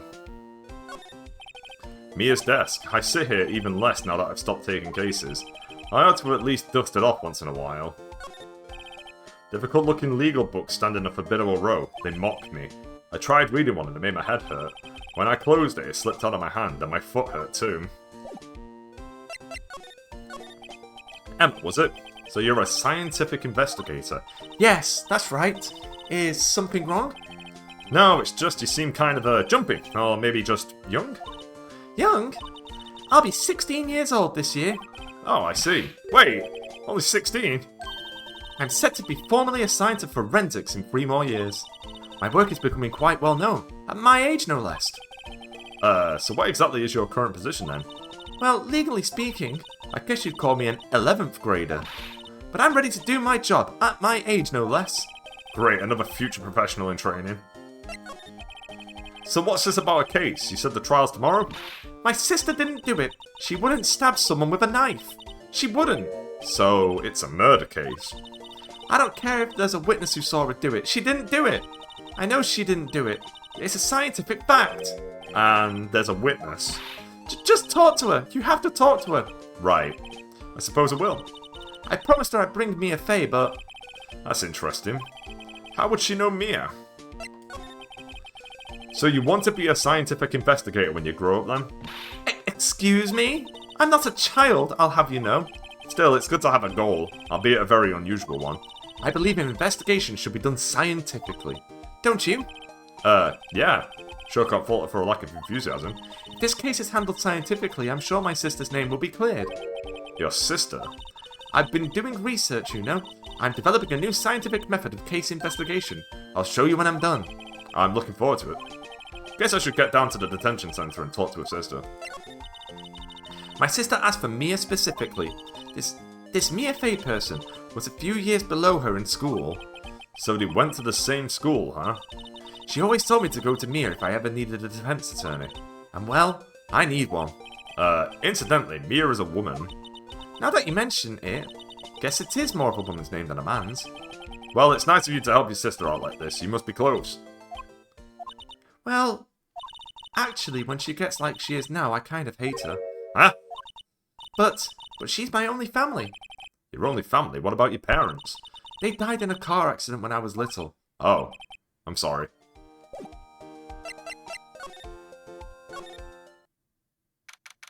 February 22, Detention Center, Visitor's Room.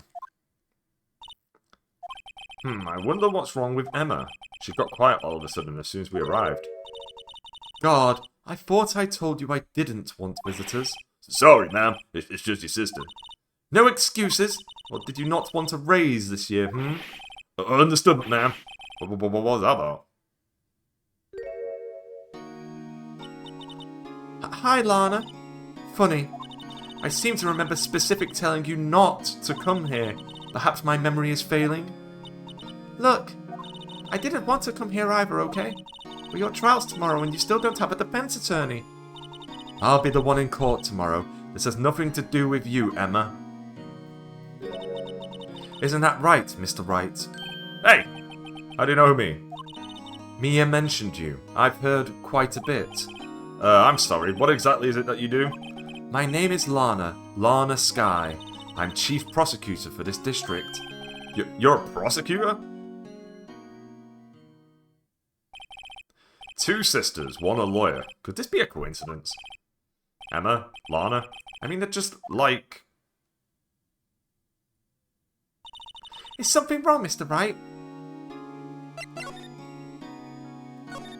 Smile for the camera. This guard monitors the visitor's room. He's frozen in fear of the frigid Miss Lana. I'm feeling a bit chilly myself. There's something you should know from the start. Which is? The suspect in this case has confessed to the crime. Huh? Wait, but the suspect is... Me. I did it. Well, Mr. Wright? Well, why don't you begin by telling me exactly what happened? The crime took place yesterday, February 21st, at 5:15 PM.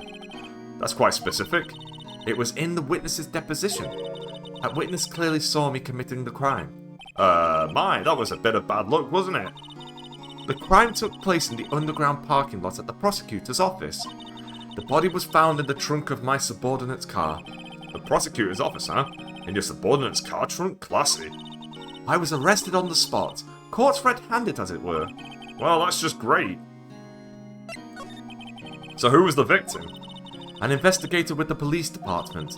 I suppose the correct term is detective. A detective? Death was due to a loss of blood. He was stabbed once in the stomach. By you? Death wasn't immediate, but the wound was fatal. I see. Allow me to repeat myself, Mr. Wright.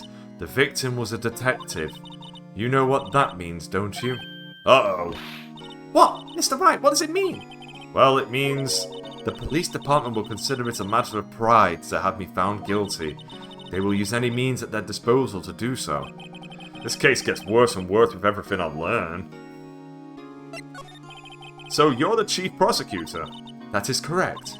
I'm responsible for overseeing every trial handled by prosecutors in the district. I make sure the prosecutors have what they need to do this job and manage every aspect. Those are my responsibilities in a nutshell. That's an awfully large nutshell. Still, I'm a little surprised. I would think you'd recognize the district's chief prosecutor, Mr. Wright. Huh? In fact, it seems impossible you wouldn't. Lana? What happened to your hand? Oh, this? I cut myself by accident when I stabbed him, that is. Huh? I'm not very good at being a criminal, I suppose. How am I supposed to defend this? Time to change the subject. Wait, she was in the class ahead of Mia, wasn't she? You were in school with Mia, correct? A few years above? Emma told you that too, did she? But why not? I did drag him all the way here from his office. Although it seems he has very little in common with Mia. Hey! It was in law school. I was in my 3rd year and she was auditing the class. She was different than the other students. Different? She was strong. She'd do anything to become a defense attorney. Anything. That was probably why she was attracted to me. Excuse me? Intellectually attracted. Lana was top of her class in school. I was the best there was. Oh. Another disappointment? I'm doing pretty good in school too, by the way. It sounds a bit different when Emma says it. Well, Mr. Wright, Excuse me? as you can plainly see, I am admitting my guilt. I think it's safe to say, there's no way you can take this case. None. But Lana... Why? Why are you doing this to me? You never think of anyone but yourself. I know you didn't do it, Lana. I know. So how could you say you did? If I lose you, I'll be all alone. I hate you, Lana. Mr. Wright, Yes? I believe our discussion here is ended. The rest, I leave to you. You mean you requested my services as your defense? Don't lose any sleep over it. Your client has confessed after all. The case is over. Right. I'll do what I can to get to the bottom of this. Lana has confessed to the crime, yes, but something doesn't fit. It's that look in Emma's eyes. There's something else going on here, and I'm going to find out what. I'm sorry, Mr. Wright. Huh? About what? My sister. She's not always like that, you know. I just never expected to be defending another prosecutor again. She's changed a lot. She used to be so gentle, always smiling. Everybody liked her. I see. Sorry, but I'm having trouble imagining that. What happened to her? I don't know for certain myself. I think maybe she... Well, maybe not. Sounds like there's something that defies a simple scientific explanation. Let's go check out this underground parking at the prosecutor's office, shall we? Okay. Bam, bam, bada, bam, bam, bada. February 22, prosecutor's office, underground parking lot. So this is the lot where it all happened? Looks like they're still investigating. Funny that my first visit to the prosecutor's office should be like this. Hey everyone, keep up the good work! Hey! What are you thinking? Well, they are going to be my co-workers 3 years from now after all. No harm in saying hello. Actually, there is. You know attorneys aren't supposed to examine crime scenes? I'm trying not to stand out too much here, see? Hey there. You expected to go unnoticed there, partner? Partner? This guy's theme is amazing. What do we have here? Looks like a bambina got loose from the ranches and up to no good. Folks gotta learn to keep them dogies tied down, partner. Mr. Marshall? Marshall looks more like a sheriff to me. Looky here, bambina. I know how you feel, but this is my gang's gold strike, see? Strike? This is our claim, our territory, with a mother load of evidence. If you're fixing to mess with what's ours, you'll regret it, partner. You know what dreams the cacti out in the desert dream? You want to? What's this guy talking about? You head along home now. Happy trails, bambina. Was that a hombre friend of yours? Kind of, sort of, yeah. He's a detective. Who thinks he's a sheriff from the Wild West, it seems. Then Look, a door. This must mean something. I'm not sure that doors mean anything. No, it won't open. A mysterious lock. I fail to see what's mysterious about it. Mr. Wright, you need to learn to enjoy life more. Let's finish our investigation first, shall we? Aha! A ladder. That's a step ladder. What's the difference? In scientific terms, please. Scientific, huh? Look at the basic nature of things, Mr. Wright. This all seems so horribly familiar somehow. What's this? A wallet? Excuse me, officer. Wait! What are you doing, Mr. Wright? What am I doing? I just found this wallet, so I'm handing it over to the police. I don't believe it. This is real basic. Anything at a crime scene is evidence. Let's be scientific about this, please. Just put it in your pocket. How is that scientific? Sounds like theft to me. Wallet. Foldable wallet found at the crime scene. There is something inside. I'm called to duty already at my tender age. Here, I'll teach you the trick to examining evidence in detail, okay?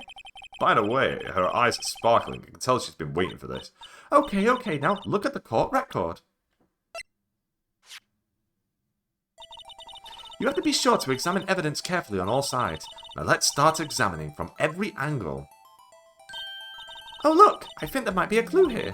You should check it out with the press of X. It's X. This is an ID card.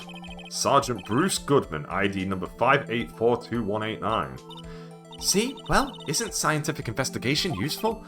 I guess, though I don't see what science has to do with it.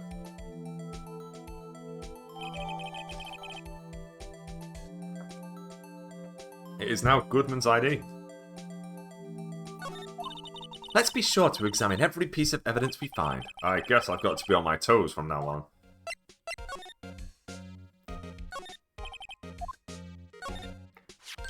Here, a phone. Let's see if it works. Hey, don't touch stuff we don't need to be touching.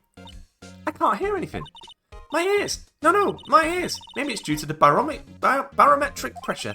What is she babbling about? Hey, what did you just say? See, you can hear just fine. The phone's broken.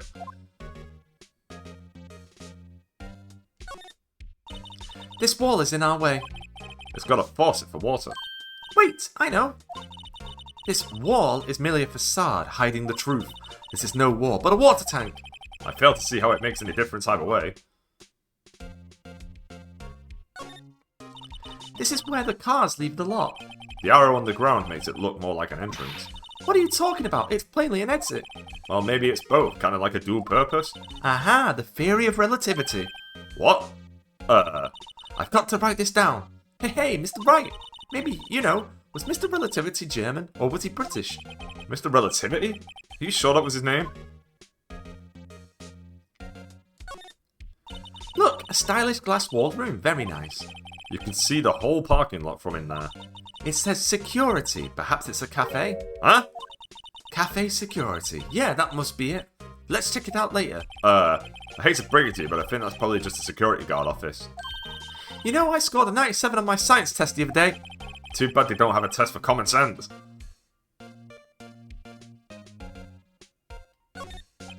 An oil drum. Looks like it's filled with water. It's heavy. I can't even budge it. The drum over here is on its side. Wait, I know. I'll hide in here and do a stakeout. I think you'll probably just get arrested. In fact, you may not even have to hide in the drum to get arrested. What? I'm not suspicious. Well, no time to waste. Let's go. Get hunting for clues. I wonder what this is. Well, partner, looks like you got no intention of going home quietly. The sheriff! Like I said before, this here's our claim. You best be moseying along, unless you're fixing to bite the bullet. Gah, scary. Could you just tell us one thing? Who owns that car? Well, the little filly's got a good nose on her. You want to know who rides that red Mustang with the body and a saddle, eh? Please! No problem, partner. About time for vitals anyway. Get yourself to the saloon up on the 12th floor of the prospector's office. Might just find you a cerveza you like. Prospector's office? Where does this guy think he is? And when does the part matter? Note to self, look up Bittles, Saloon, Cerveza. Maybe we should check out the room 1202, the High Prosecutor's office. In any case, stay away from the car. You can look around here all you like, just keep your paws off our claim. Right, great. Great, maybe there are some clues around here, Mr. Wright. Let's check them out. Excuse me? Were you two all set? Us?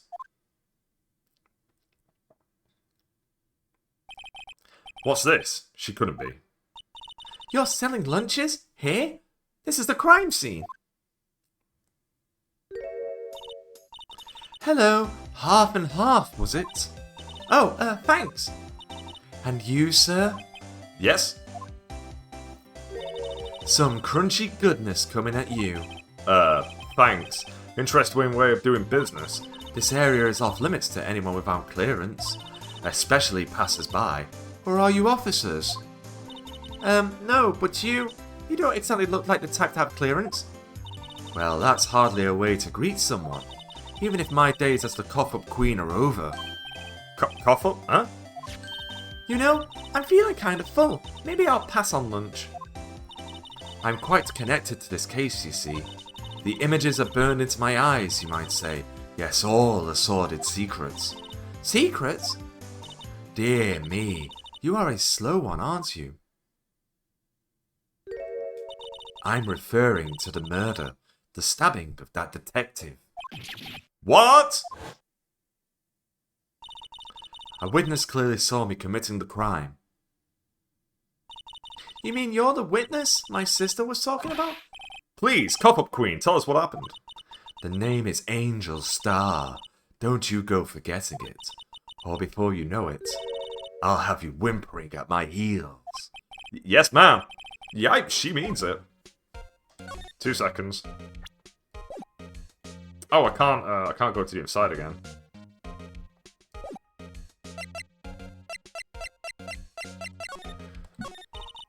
Somehow I knew. Yesterday was a day of destiny. I knew something was going to happen. Just like I know that the daily special on Friday every week is salmon. Destiny? Was yesterday special for some reason? You're a defense attorney, right? You should know then. You should know the foul misdeeds of the evil ones who haunt this den of inequity. Evil ones? Prosecutors. They have no qualms about all the blackening of the name of innocence. And yesterday they paid homage to the most evil one of all. They gave an award for King of Prosecutors. What a farce. So she's saying there was some sort of prosecutors' convention yesterday. I was almost compelled to lace their lunches with something foul. Do you have a personal grievance against prosecutors or something? Or is there some kind of scientific evidence for this evil? Young miss, mock me at your own risk. You'll soon find out why they call me the cough-up queen. Ew! The most heinous of all evil ones, the one they awarded yesterday, it was in his car that they found the body. Proof that he devours the evilest lunches of all. Really? Really what? I'm totally confused. One thing's clear, this lunch lady has a thing against prosecutors. So what exactly was it that you witnessed, Miss Star? It was a fascinating spectacle, to be sure. I now feel I know what they say when they talk about a woman's wrath. To see Lana Sky wield that knife so. Her knife flashed in anger, bringing him to a sad end. It was truly a sight to see. You mean you saw the very moment of the crime? The sound of his silvery ties to this world being cruelly cut still rings in my ears, and the rhythmic beat of Lana Sky's knife. Wait a second, you know Lana Sky? Of course. It's quite a feat becoming chief prosecutor. How many lunchboxes of sin does she pack to make that journey, I wonder? She always travels light. Now, why would this pretty lunch lady know the chief prosecutor's name?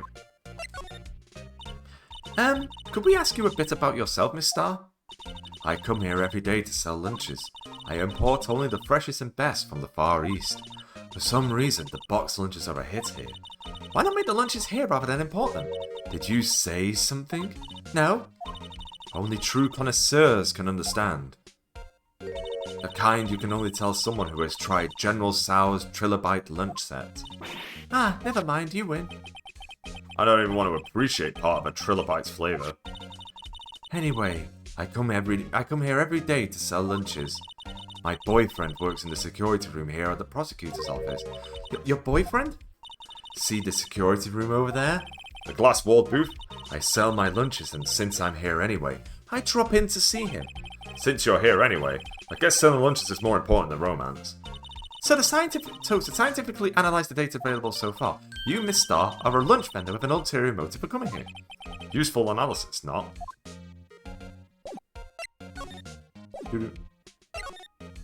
I was just seeing if there was an additional thing there. Did you have a bad experience with a prosecutor, Miss Star? I sense some hostility.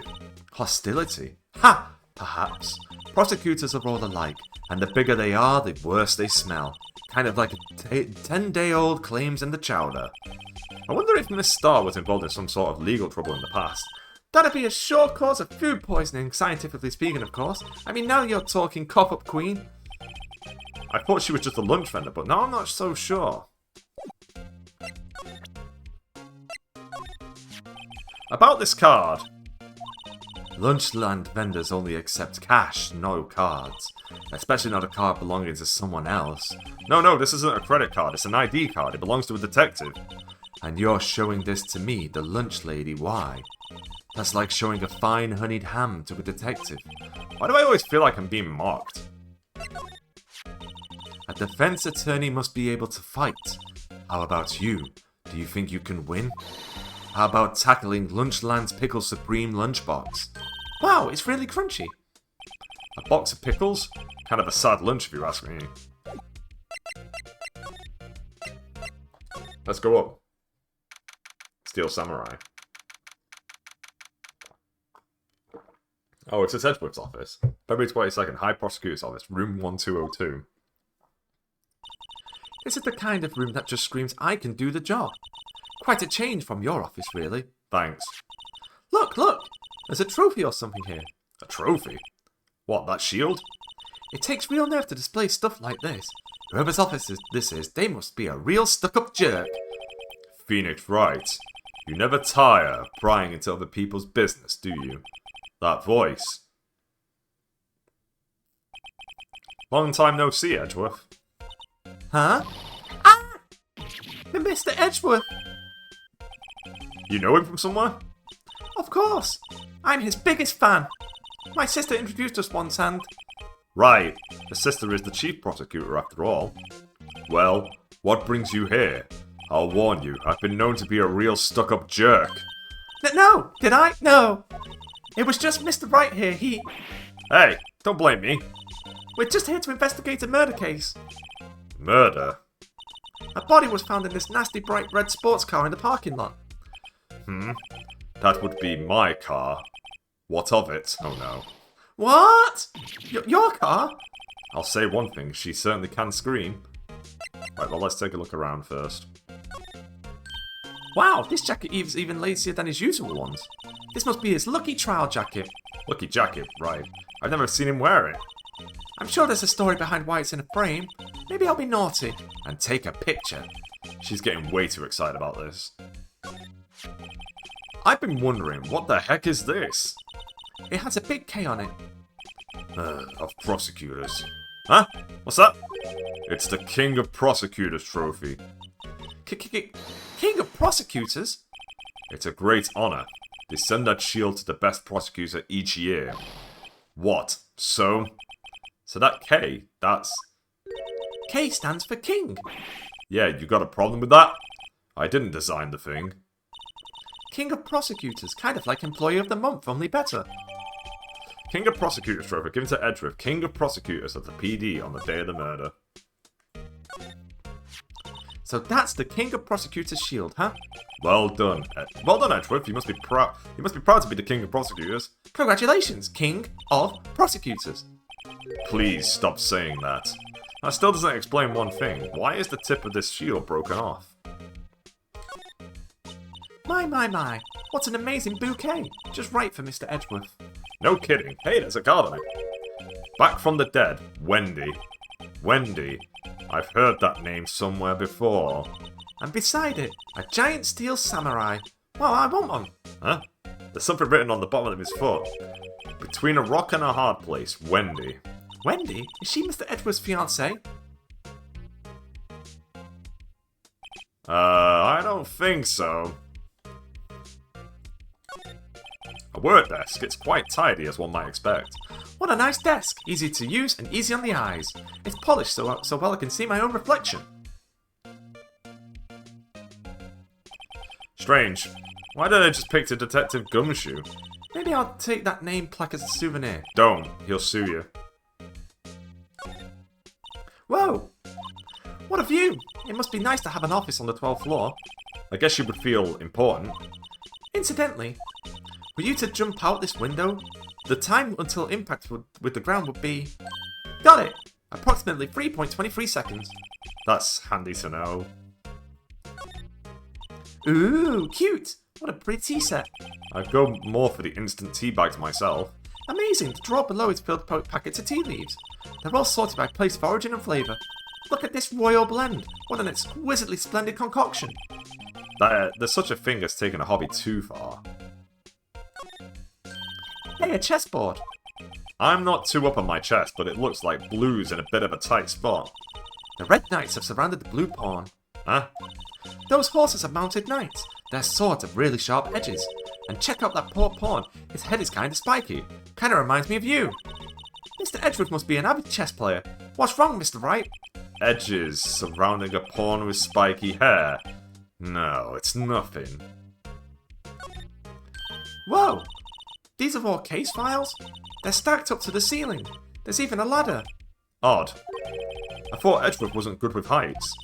He must have someone to get them for him. Strange. Why did I just picture Detective Gumshoe? He must study these case reports so closely. He's so cool. You wouldn't say that if you saw him sweating bullets up on that ladder. I think that's everything. Oh no, there's the couch. Mr. Edgeworth has such a comfy sofa. Sofas like this make me want to curl up and take a nap.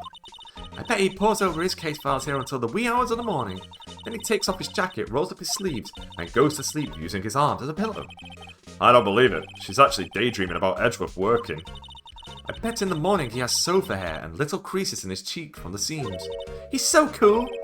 Sofa hair is cool!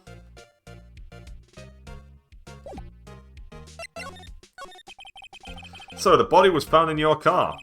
Go ahead, say it, Wright. You think I did it, don't you? After you went through all that trouble to help me last year, no less. No, we don't think you did it. I mean, it was my sister who stabbed him. Wait, no, she didn't do that. I mean... Wait. So you're the chief prosecutor's little sister, then? Yes, sir. Emma Skye. It's nice to meet you again. Now, that didn't sound forced at all. Ah, now I remember. You've really grown. I'll admit it was a surprise for me too. To think that my own car would become the scene of a murder. More surprising still, I'm being forced to prove my superior's guilt. I can understand. Wait, what did you say? Lana Skye is the chief prosecutor, the top prosecutor in this district. She can't prosecute herself, so I'll be the prosecutor at the trial tomorrow. You? Mr. Edgeworth? To be honest, it's a bit of a miracle that I'm still here at all. What do you mean? Rumors. You've heard the rumors about me, haven't you? Miles Edgeworth. It's hard to remember a time where there weren't rumors about this guy. Forging evidence, arranging false testimony, illegal searches, you name it. Thanks to you, my innocence was established in the trial at the end of last year. However, there are some who say I'm the one responsible for the current incident. What? That's crazy. Some people need very little excuse to think ill of others. It is a fact of life, impossible to stop. But... Some of them even go so far as to prevent me with toys like this. They think it's funny. Toys? That bronze shield? There's gotta be a story behind that one. Chief Prosecutor Sky. Yes, we first worked together on a case 2 years ago. It was my first big case. That's right, I remember. 2 years ago. I wasn't even a lawyer yet. Since then, I always felt that she was looking out for me. It appears I was mistaken. Mistaken? Why? I mean, I know she's not the warmest person, but I'm sure she felt some responsibility for you. Then, why? Why did she stab someone in the trunk of my car? Not only that, she stabbed him with my knife. What? Mr. Edgeworth, your knife was the murder weapon? To be specific, it was a knife I keep in the toolbox in the trunk of my car. Edgeworth's knife, the murder weapon, usually in Edgeworth's toolbox. Traces of victim's blood, no prints. Edgeworth? What? Are you sure you didn't do it? Come on, can't you take a joke? You have a strange sense of humor, Mr. Wright. Okay.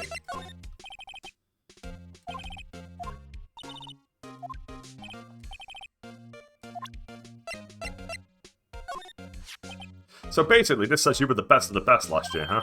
You can take that foolish grin elsewhere, right? I lost a day of work to receive that travesty. Huh? Why's that? I had to go to the police department to receive that broken shield. The police department?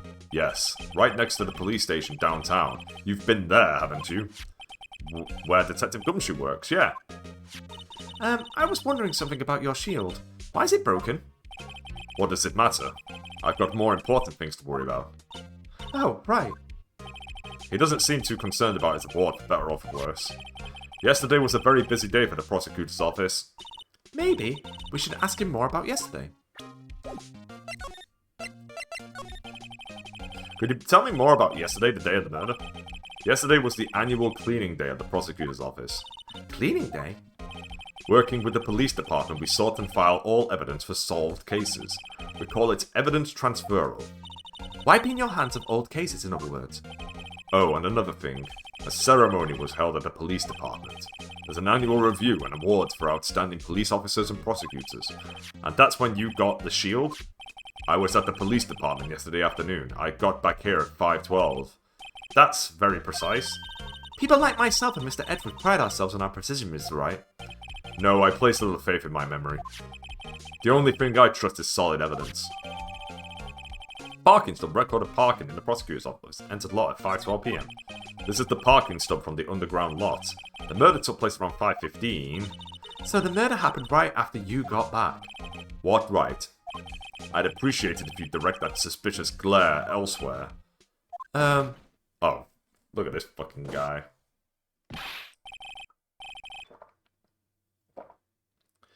Excuse me, but is Mr. Edgeworth, anywhere on the premises? I'm Edgeworth. What is it? I'm here, sir, at the request of the chief, sir. I've got to report, sir. Report? What? Did you find new evidence in the case against Chief Prosecutor Sky? I don't like the way this conversation is going at all. Sky, sir? No, sir! No name of that kind, sir. Not in this report, sir. I think I just heard Edgeworth's lid blow. Mr. Edgeworth's lid isn't on very tight, is it? I made a clear request to the police department, did I not? I need to focus on the trial tomorrow, so don't bring me anything unrelated. Sir, but sir! I'm just following orders, sir! They told me to bring this to you. I wasn't aware of the particulars of your arrangement with us, sir. Give me your name. Yes, sir, yes. Meekins, sir. Officer Meekins. Right. Officer Meekins, take your report and leave. And good luck with that raise next month. But sir, I didn't know. Poor guy. Looks like he was absent on the day they gave out brains and good luck. Right. Yes, sir? Guy caught me off guard. As you can see, I'm busy. You may leave now. Let's do what he says, Mr. Wright. The victim was a detective from the same department as that patrolman just now. Go down to the police department. You can ask more there. Thanks. He seems to have finally calmed down at least.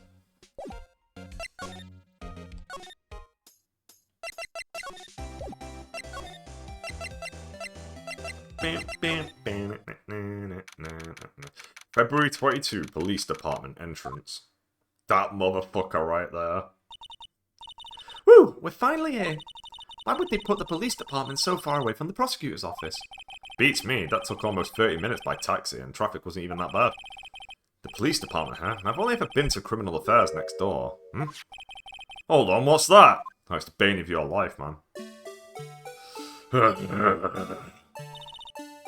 Disturbing. Why does it undulate like that? Oh, wait, I know. This is the Blue Badger. They're trying to make him the police mascot. Wow, Mr. Wright, you sure know a lot about the police. Still, he does seem familiar somehow. Forget the Blue Badger. Who's that next to him? Someone appears to be dancing with the Blue Badger. Uh-oh, he noticed me. You sure he's running over it fast? Hey, pal. What are you doing here? That's my line, Detective Gumshoe. Specifically, why were you dancing over there? What? Well, at least he doesn't seem to be busy, and this is our chance to get information. Hey! I'll have you know I'm a very busy man, pal. The usual wanted posters are hanging up on the bulletin board here. Do you know this face? If you do, dial 911. You know, Mr. Wright, I always thought it was kind of funny. I'd never seen anyone who looked like the people in these posters. They hardly even look human. She has a point. I was wondering about that. What? The Dancing Blue Badger? It's my masterpiece. You made this, Detective Gumshoe? The chief threw together some design to and I just did my thing, pal. Nice work. It's battery powered, so it can go anywhere. There's no switch, so it just dances until the batteries die. Poor Blue Badger, fated to dance until he drops. Blue Badger panel, a work of art designed by the Chief of Detectives and created by Detective Gumshoe. The detectives in there look pretty busy. Just imagine, right now, behind those doors, a police drama in action. Somehow the thought fails to excite me. I always get excited when I come to a police station. Why is that? It just feels like I've jumped into a movie. Huh? You know, with all the police and criminals. Well, I don't know if this is all that exciting. Sure it is. Look at those two officers over there. They're probably talking about the latest bust. Funny, I thought they were talking about the weather. Look, that patrolman is saluting the other guy. He must be a detective. And then I said, hey, you do that, your soup will get cold, buddy. That's hilarious, sir. I laughed so hard I cried. I guess he wasn't saluting. He was wiping tears from his eyes. They make a good pair. Mr. Wright, do you know why patrol cars are painted black and white? No idea. Why? Well, I think they're designed after a panda. A panda? Not that I have scientific proof, just a theory. Do you mind me asking how you came up with that theory? It was when I was on a school trip. I saw a patrol car and it came to me. We had just been to the zoo, see? What about zebras? Or did they not have those at your zoo? The banner here is announcing the crime-fighting campaign. Nice slogan. I wonder if they'll be selling fingerprint sets. I don't think it's that kind of campaign. What family wouldn't want a set at home? It's good to find out who snuck into the cookie jar. I think most families can figure that out without extra help. Come on, Internet, sort yourself out.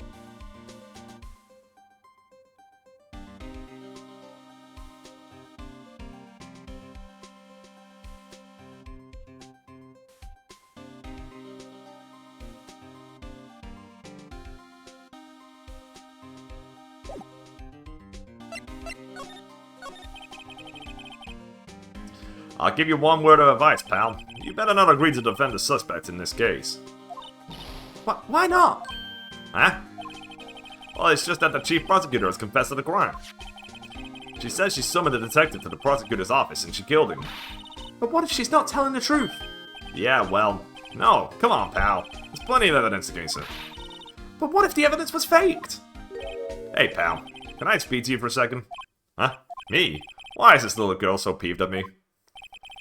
She's a relative of the suspect. She's Lana Sky's sister. Whoa, the chief prosecutor's little sister? Just please investigate this case carefully, okay? Scientifically. Yes, sir. Oh, by the way, you might want to keep your voices down. You don't want to be overheard using words like fakes. Huh? It's a sensitive issue with us these days. So, what are you doing here, Detective Gumshoe? Me? Oh, well, nothing really. They kicked me out of criminal affairs. Holy shit.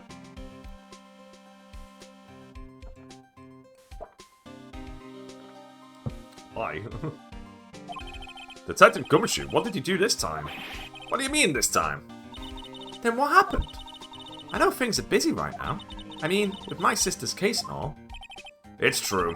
We've never had a chief prosecutor murder anyone before. Only the highest ranked people are being led into criminal affairs now. The lowest ranking guy in there is our chief of detectives. They're not letting any of us rank and file detectives in at all. None of you. I know this is an important trial, but isn't that a little odd? So anyway, I thought I'd spend the day getting the badger dance down pat.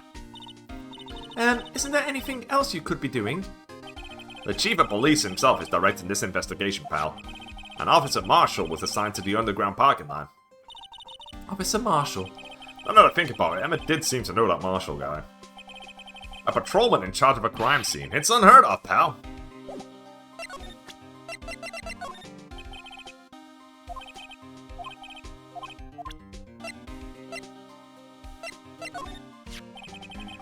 Found in Mr. Edgeworth's car stabbed by Mr. Edgeworth's knife, huh? What would drive the chief prosecutor Sky to do such a thing? Well, wait, I mean, sure, of course someone else really did it. Someone who must have a grudge against Mr. Edgeworth. The car and the knife do seem a little too well organized to be a coincidence. Poor Mr. Edgeworth. What could have happened? We have to find out a little more about what's going on with Edgeworth. Detective Gumshoe, what can you tell me about this? Huh? Hey, pal, this is a detective ID card. You can't just keep that, you have to turn it into the police. It's people like you that get me into so much trouble all the time. Meaning Detective Gumshoe must drop his card a lot. Let's see. Bruce Goodman. Goodman. Sounds familiar. Nah, my mistake. But didn't you work together with him in criminal affairs? Whoa! Now I remember. Bruce Goodman. He's the victim. That's what I thought. Can you tell us more, Detective Gumshoe? So this ID card belonged to the victim? He was a detective, like myself. Detective Bruce Goodman. Don't you think it's strange? I mean, why would the victim's ID card be lying on the ground where we found it? Well, Detective Goodman should have been at the police department yesterday. There was an evidence transferal for a case he handled 2 years ago. Evidence transferal, Mr. Edgeworth mentioned that too. But Detective Goodman was killed at the prosecutor's office.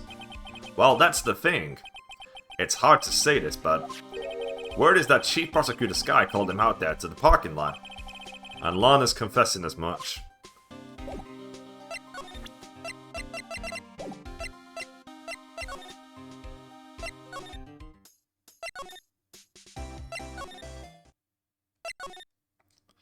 Well, she's not here anymore.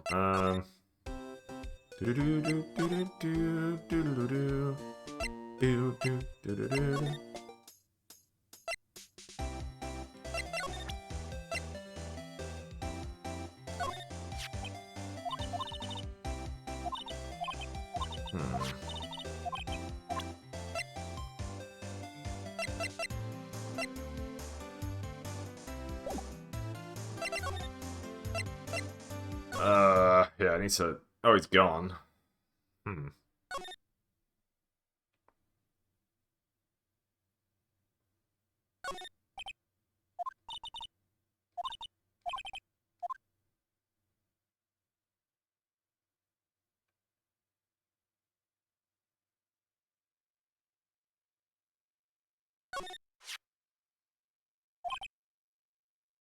Maybe it's made out of chocolate and its owner took a bite out of it. It appears to be made out of bronze with gold plating. It's not worth much, $70 tops. This girl has a thing about price and everything, doesn't she? Wonder what that big K means, mysterious. We already know! Right, we're not meant to be here anyway.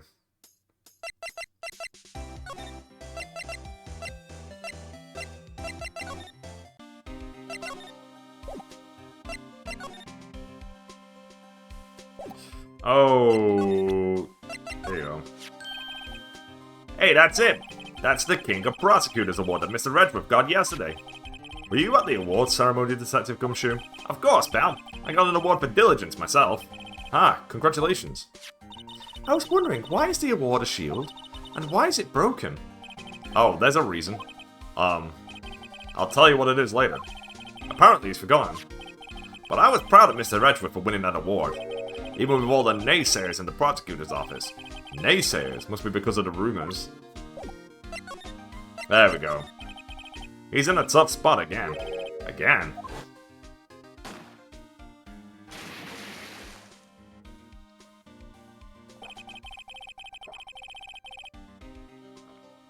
Well, it all started with the murder of that defense attorney, Hammond. But Mr. Edgeworth was found innocent. Listen, pal, there have always been rumors about Mr. Redcliffe. Forging evidence, making deals with witnesses. Nothing outright, but there were always whispered rumors. Ever since he was accused of murder, no one's whispering. They're practically shouting. But there's no evidence against him. Well, Mr. Redcliffe has always had unusually strong ties to the department higher-ups. It's only natural that people would be suspicious. I had no idea he was under the gun. Anyway, this latest case has started a new rumor. People say the only reason he took this case is because he's aiming for the chief prosecutor position himself. What? But I know the truth, pal. Nobody wants to be the one who has to prosecute the chief prosecutor. Mr. Redcliffe is biting the bullet on this one. He's doing this for all of us. And that's all I know about that. I'm not officially on the case, you know. Thank you. Why aren't you handling this case, Detective Gumshoe? We met the guy who is. What was his name? The guy in the parking lot. That'd be Officer Marshall.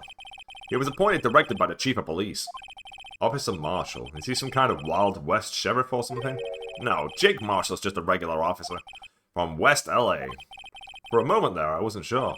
Look, pal, let me try to make things a little easier for you. Show them this, and they'll let you examine the crime scene, maybe. Letter of introduction received from Detective Gumshoe allows Barry to investigate the crime scene. I'll be surprised if this gets us anywhere. Just act like you're supposed to be there, and nobody will look twice at you, pal. Alright, back to the parking lot then. February 22nd, Prosecutor's Office. Underground parking lot. Looks like the investigation is still going. I have to be getting back to the shop. Sorry, looks like I'll be stuck in this pit till the sun sleeps. I'll see you in my dreams tonight then, baby. Oh. Oh, still here. I didn't know who it was. Ah, hello. Why does surprise looks? Didn't I mention I've got a boyfriend in criminal affairs too? What happened to the security guard? Hey, what's wrong, Bambina? You're looking like a doggy that's lost its herd. Jake Marshall. Strange guy to be put in charge of a crime scene. There's something I wanted to ask you. The scene of the crime. A cold grave for men who've lost their dreams. And me, I watch over them as they sleep, dreaming of the desert's harsh judgment. He's asleep. Well, should we show this hopeless case something to catch his interest? There's something I wanted to ask you. The scene of the crime. Alright, yeah, he's just saying the same thing. Okay. Take a look at this. Would you mind reading this for me? What's this? I warn you, fan letters to me go right in the spittoon. It's a letter of introduction from Detective Gumshoe. Maybe we investigate? Gumshoe, that old cowdog. He holding a birthday party or something? Huh? Look, where it should say letter of introduction, it says invitation. Ah, I think he just miswrote it. Wait, why am I getting all defensive here? No worries. This proves it's from Detective Gumshoe, better than a blood test. Guess I'd better let you in then. Thank you, Officer Marshall. Oh, that's right. He's a patrolman, not a detective. Which reminds me. Hey, wait a sec. Isn't a crime scene supposed to be handled by a detective or higher? Well, folks, the clues are calling. Welcome to our gold strike. Be like the settler. Strike out for lands unknown. Manifest destiny. Let's have a hootenanny. Note to self, police investigation is like settling land. Well, Mr. Wright, what do you say? I say I won't be needing this anymore. Officer Marshall, could you tell us some more about the victim? Good men always die young. Remember that, partner. Could you be a little more specific? Bruce Goodman. He was a detective, right? Well, aren't you a feisty doggy there right now? Detective Goodman was stabbed here at 5:15. The smiling Madonna told me the tale. I think he means the witness, Miss Angel Star. One stab to the chest, a fine piece of work. This here's the autopsy report. Goodman's autopsy report, death due to loss of blood, one knife wound, died within an hour and a half of 4 p.m. Was my sister involved with the victim in any way? Funny you should mention that, Bambina. Chief Prospector Sky and Detective Goodman had nothing in common at all. Nothing in common? They apparently worked together on a case a few years back. So there's no motive. Goodman wasn't a particularly gifted detective. That's one reason why he didn't do much work with the Chief Prospector. But my sister called the victim here on the day of the murder, right? Here, to this parking lot. So it seems, like calling an unarmed man to a shootout at high noon. I don't mean any offense, but Officer Marshall, you're a patrolman, right? Not a detective. You calling me out? They shoot you for that in Texas. Huh? I was one of them fancy shoot detectives till 2 years ago, to tell you the truth. Oh, really? Now he tells me. But you're a patrolman now, so how can you be in charge of a crime scene? Nothing gets by you, does it, Bambina? So why are you in charge? No reason. We're just short on hands right now. I'm keeping an eye out in the meantime. That's odd, though. Detective Gumshoe was saying he had nothing to do. Nothing important, at least. He's nothing but a sad old cowdog that can't find his tail. Maybe it's because he runs with that Edgeworth, eh? Edgeworth? That cowdog's been kicking out of his cattle run by order of the chief of police.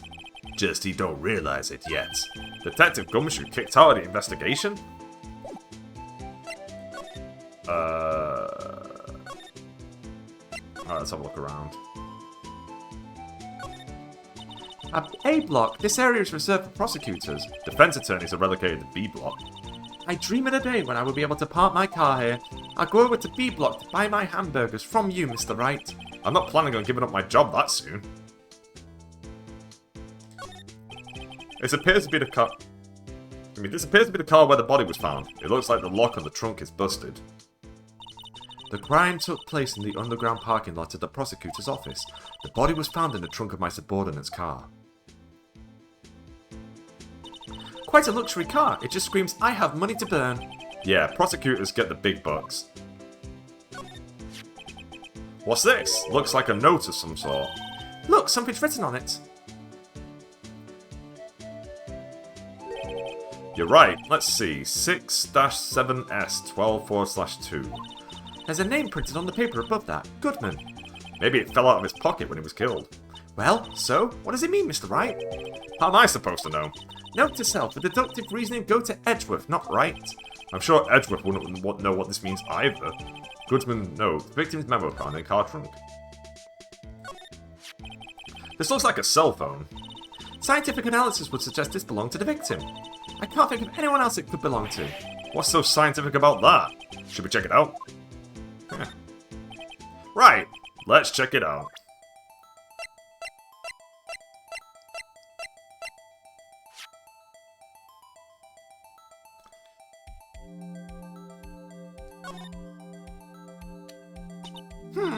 This phone's still on the redial screen.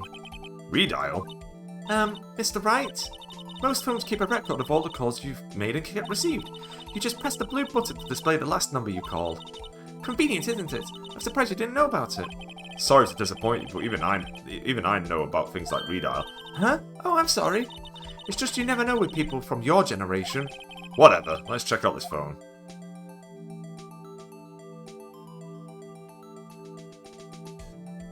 Just seeing if there's anything else we need to click. There is. Man, what a boring strap. What's wrong with it? Everyone has different tastes, you know. Here, check out mine. It's pink princess strap. These are hard to come by, you know. I see the series is as popular as ever with the kids. Now, to see who the owner of this phone called last night. Note to self, a defense attorney doesn't think first, he just pushes the button.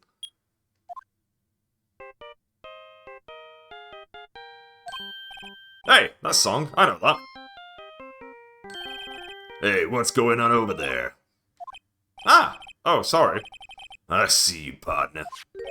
You pressed redial on that phone there, didn't you? Well, yeah. Whose phone is this, anyway? It was on the ground over there. Whose is it? That belongs to Chief Prospector Sky. What? It's my sister's? She apparently dropped it when she was taken into the custody right after the crime. Look, the last call was made right when the murder occurred. Looks like she was fixing to call someone. Except she only spoke for a few seconds according to this. Who did she call? No idea. Sorry, partner. Now I got a question for you, partner. I heard a phone ring just now, one of them newfangled ringtunes. Oh, that. Oh. I'm sorry, that was my phone. What? Your phone? Yeah, kind of strange, but someone called me right as we picked up the other phone, a wrong number.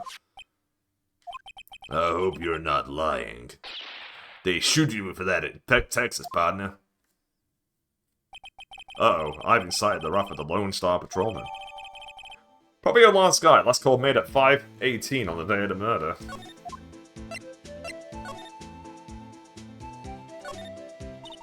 This rope, is it? Yep. They laid it in the outline of the victim's body. So wait, the victim must have died when the killer closed the trunk on him. You have got to be the only person I know that would come to that conclusion.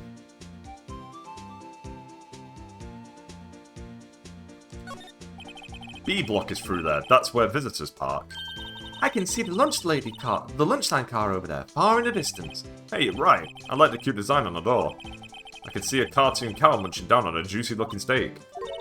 Doesn't that strike you as a little creepy? Just don't think too deeply about it and you'll be fine.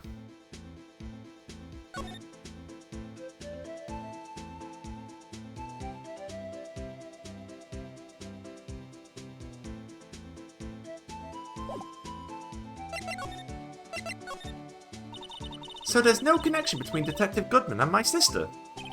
That's correct, but there's a gold mine of evidence against her. And that prospector tomorrow is none other than Edgeworth himself. I'm afraid your sister's fate is damn decided, Bambina. Many condolences. Officer Marshall! Yeah, Bambina? How can you say that? You and my sister, you were... Is there something between this cop and her sister that I don't know about? I apologize, Bambina. Something must have gone to me. Maybe it's that dry wind that's blowing through the prospector's office. Dry wind or ill will, someone's up to something here, but who? Suspicions about Mr. Edgeworth have been flying around for nearly 2 years now. Forged evidence and arranging testimonies, you mean? He was unbeatable because he did whatever it took to win. Unbeatable, that is, until he met you. But rumours are just rumours, aren't they? These are prosecutors we're talking about. Evidence is everything to them. If you follow the rumors about Edgeworth to their source, you find one person. But they're off limits. Untouchable, you might say. One person? Who? Hate to say this, but it's your sister, Bambina, Chief Prospector Lina Sky. What? My sister? Edgeworth couldn't rustle all those cattle by himself. Some people load their guns with bullets, some people load them with deals. What, you're saying Edgeworth was making deals to win trials? Where there's gunshots, there's bound to be bullets. That's what the old-timers say. There's a big old secret hidden around here somewhere, everyone knows it. Is that why Detective Gumshoe was taken off the case? Did they target him because he was the closest to Edgeworth? So, well, how are we doing, Mr. Wright? I guess we've got some clues. We have an autopsy report, a note from the victim, and a cell phone. So you think we'll be okay? Well, the only thing still bothering me is that Lana is confessing to the crime. She says she did it. No problem. I can guarantee that she's not the criminal. Oh, by the way, Emma? Yes? I know that song your phone plays when it rings. What? It's the Steel Samurai theme song, isn't it? That popular TV show for kids? The phone that rang earlier wasn't mine. It was yours.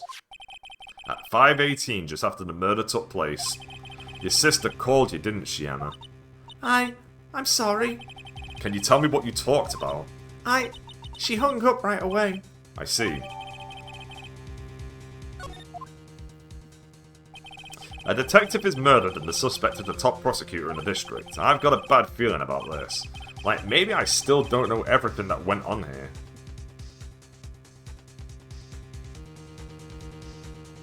This is actually a really good case, this. I'm a big fan of this one. I will save my progress. Do I want to get another brew now? Yeah, I'm gonna get another brew before the next part. I'm gonna say it.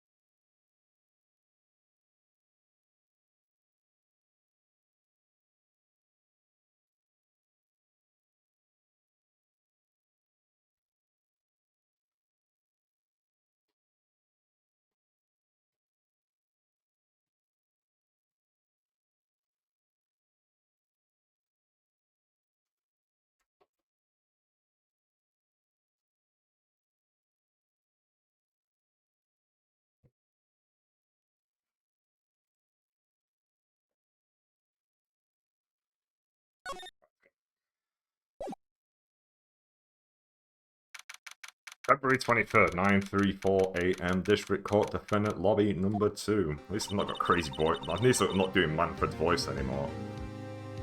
How did the investigation go yesterday, Mr. Wright? Frankly, there are still a lot of grey areas. Or rather, the whole thing is one big grey area.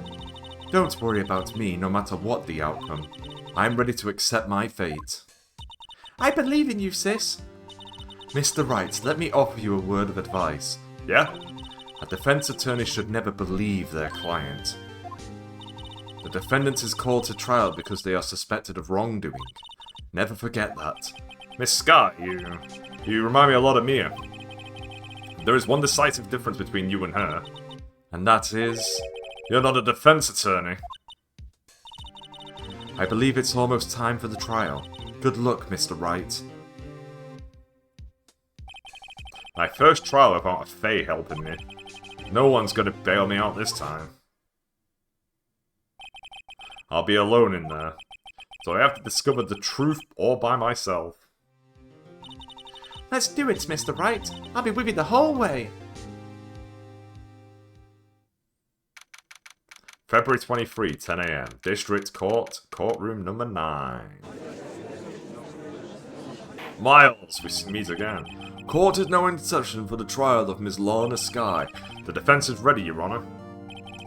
The prosecution has been ready for a while, Your Honor. Edgeworth. It's been 2 months, but I haven't been in a courtroom since his trial.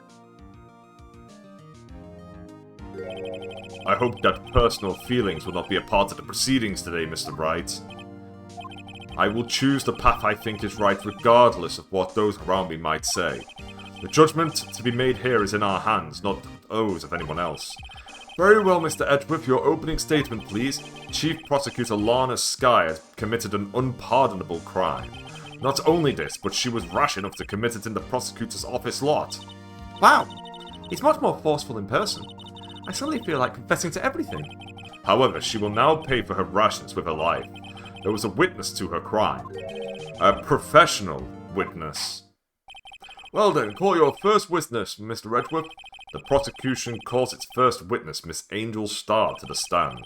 The cough-up queen? Haven't I seen you somewhere? You ordered the caviar lunch, right? Ho ho! Caviar! I've never eaten caviar before. The judge is really wolfing it down. And for you, I have a fiesta bowl. Thanks. Will the witness state her name and profession? And you, sir.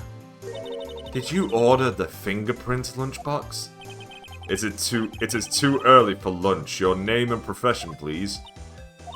Well, Your Honor, how does it taste? So this is why everyone raves about caviar. It's so tasty it hurts. I always thought caviar would taste like pickled tapioca. What the heck does pickled tapioca taste like? Name. Profession. Now. Me? The name is Angel Starr. Don't go forgetting it. I find myself running Lunchland these days. Is that what you wanted me to say, Mr. Edgeworth? Very well, witness. Please describe the incident to us. The prosecution will wait.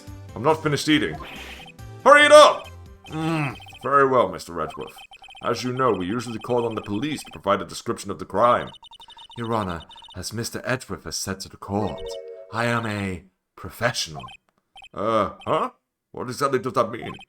Until 2 years ago, Miss Angel Starr was a special investigator with the police. She was a first-rate homicide detective. What? Miss Starr was a detective? I know who you are. Cough up. Cough up Queen Angel Starr, Your Honor. Long time no see. Very well. You may continue with the description, Miss Starr. Just who is this lady? If I might have the court's attention over here. The parking lot at the prosecutor's office is divided into 2 blocks. A block is for the prosecutor's office personnel. B block is for visitors and clients. A chain divider separates the 2 blocks. I suppose that's to keep visitors from taking up prosecutor spaces, yes?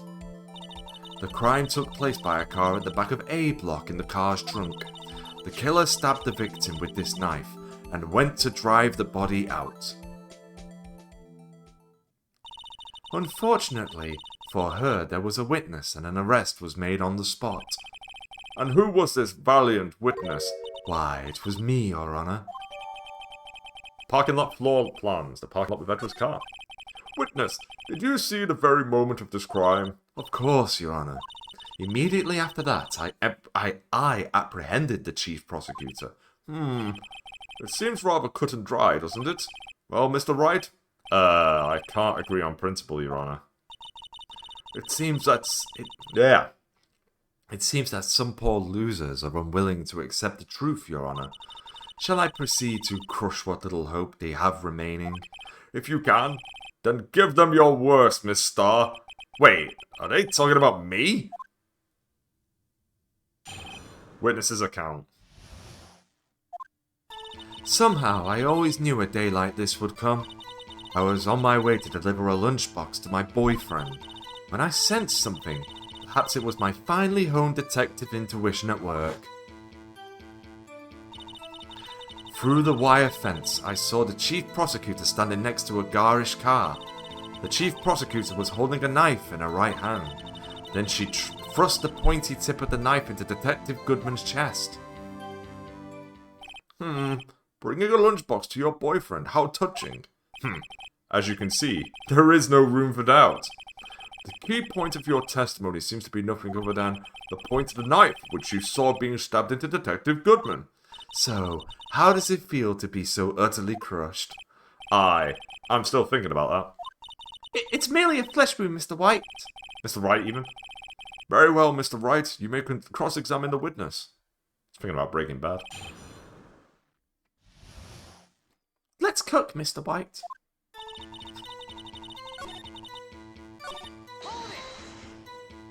How did you know? I respect the prosecutor's basic abhorrence of crime, yet their methods are ugly and twisted. Twisted methods will always lead to tragedy. The lunch lady's uninformed opinion is duly noted. Given that they are used to erasing inconvenient evidence at their whim. Killing off a detective that knew too much is merely an extension of that. Miss Starr, do you have something personal against prosecutors? I felt that I had found my dream job when I became an investigator, and if I hadn't been laid off by those prosecutors over there, I'd still be one. Laid off? She was fired. To me, prosecutors are nothing more than worms. That said, I am a pro, as you know. My testimony is unbiased and flawless. Very well. You may continue, Miss Starr. Which one? This boyfriend. He's the detective? Not that boyfriend. The security guard. That boyfriend? You have several? Yes. This boyfriend, that boyfriend, and the other boyfriend. Care to join? The yet another boyfriend position is still open for applicants. I'll stick with the lunches, thanks. Note to self, the judge had to think before replying. The security guard room is in the lot in A block. It's up on the second level, so you can see everything from there. That would be the room with the security sign. Incidentally, did you bring your lunchboxes by car? Since I'm a visitor now, I parked in B block. So she was in B block when she witnessed the crime.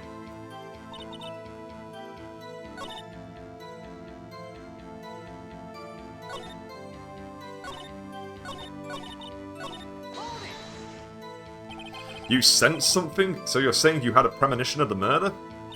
It felt like, how would you say? Oh yes. It was like the feeling you get when you view a pumpkin chock full of seeds. I have no idea what that means. Speaking of the detective's intuition, wasn't the victim, Mr. Bruce Goodman, also a detective? Yes, well, he was like a young cheese. Young cheese? A pale white cheese, not yet tangy with experience on the street. A greenhorn. Then I must be hard-yellowed and sharp as a tack. Yes, with the odor of an old cheese to match. In any case, there, in the lot, I felt something stirring in the back of my mind.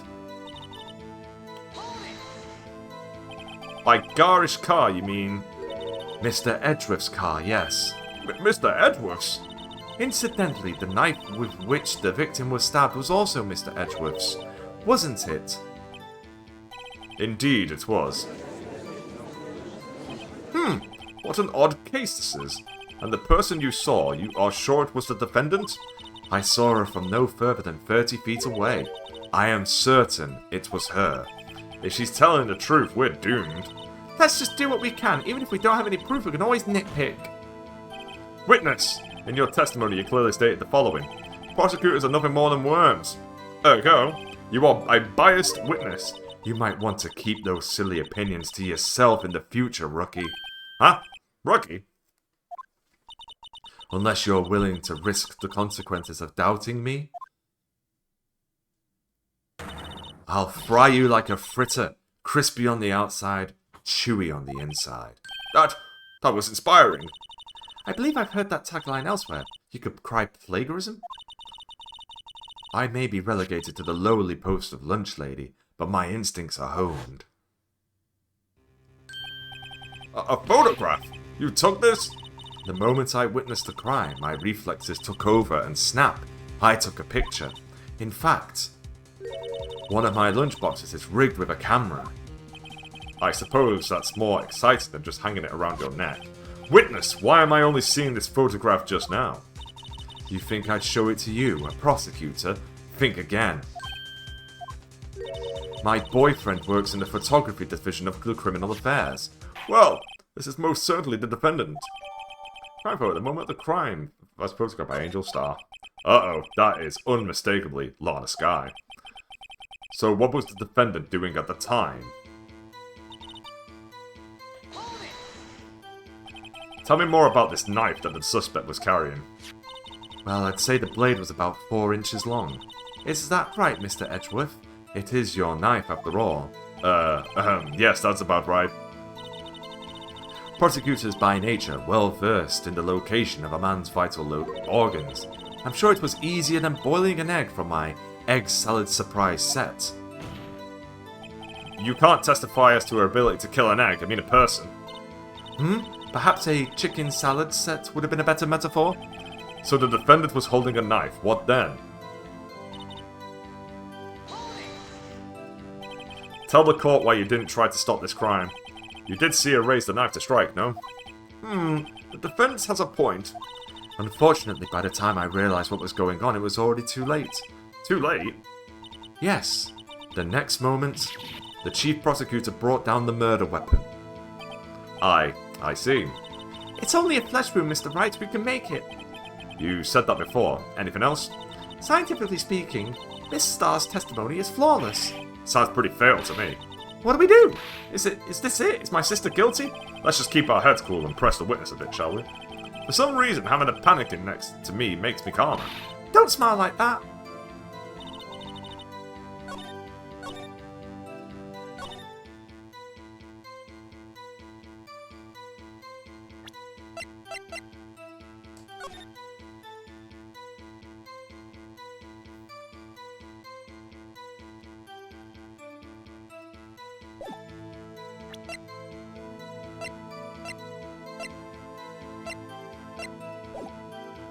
Bam, bam, bam, bam, bam, bam, bam, bam.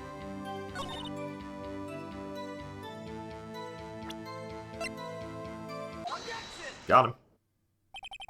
And you witnessed this? You saw Miss Sky stab the victim with the knife. As I've already said, yes. I swear it on my finest salmon swirl lunch. I'm sure that is a fine lunch. But, isn't that odd? Look at this photograph. This is the photograph you took at the very moment of the crime, is it not? Then why is Miss Sky not holding a knife? Mr. Edgeworth, your thoughts? Objection. That had to be the weakest objection ever, Edgeworth. Yet, it was still stronger than your ever feeble mind, Mr. Wright. What do you mean, Mr. Edgeworth? This photograph was not taken the moments before the stabbing. This was taken the moments after the stabbing. And how can you tell that? Blood splatter. Blood splatter. Huh? See the dark crimson stains on the chief prosecutor's coat? But it's a black and white photograph. Yes, it's hard to tell, but this could be blood. Well, Mr. Wright, I see no problem here. No problem, except you. Mr. Wright, are you going to just sit there and take that kind of abuse? You got a better idea? Wait, that contradicts what the witness said in her testimony. Namely, that she took the picture the moment she witnessed the crime. Well, it seems I was slightly unclear. My apologies. That's it? If you run out of lunch, you order seconds. Problem solved. If you don't like it, try ordering the jumbo-sized lunch from the get-go. Good advice. I'm not sure I understood it, but good advice. I didn't have time to stop her. Prosecutor Sky was cold, calculating, like a robot. She killed without pain or remorse. It was a premeditated murder. Premeditated? How do you know? Look at the chief prosecutor's hands in that photograph. What? Are those gloves? Surgical gloves made from thin rubber, most likely. Why would she have those on?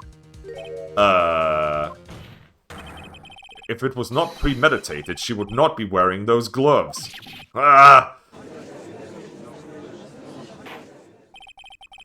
These gloves do seem to tell a tale of premeditation. Premeditated murder. A serious offence. Witness, add this to your testimony. The murder was planned. The rubber gloves prove it. What if she was just in the habit of wearing gloves, like driving gloves? The gloves were admitted as evidence when the defendant was arrested. They were rubber gloves of the kind used for autopsies. In other words, when the chief prosecutor came to the crime scene, she came to do murder. It's the only possible conclusion one can make. Everything was planned. It was a premeditated crime. Ah!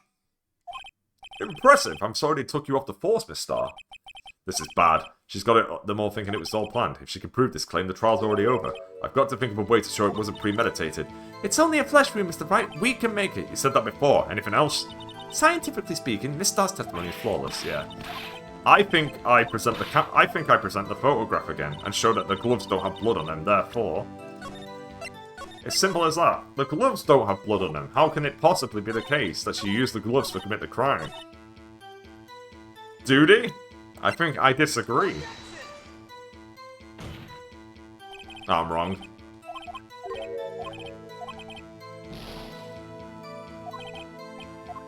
Is she not going to present the lunch? One of the trophies she can get in this game is getting this person to hand out like every single lunch she has.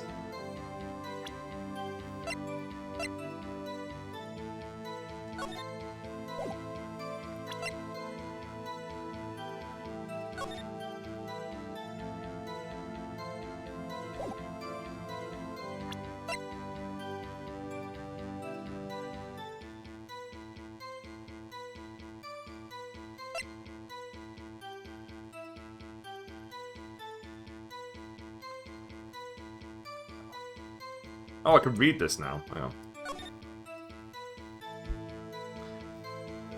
Between 4 PM and 5:30 PM, loss of blood from chest wound. Wound was caused by a 4.5-inch knife. A single stab wound was found.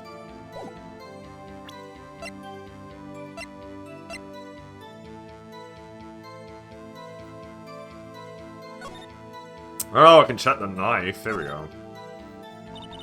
This must be the victim's blood, right? Either that or Edgeworth cut himself peeling an apple. What's Edgeworth doing with a knife like this anyway?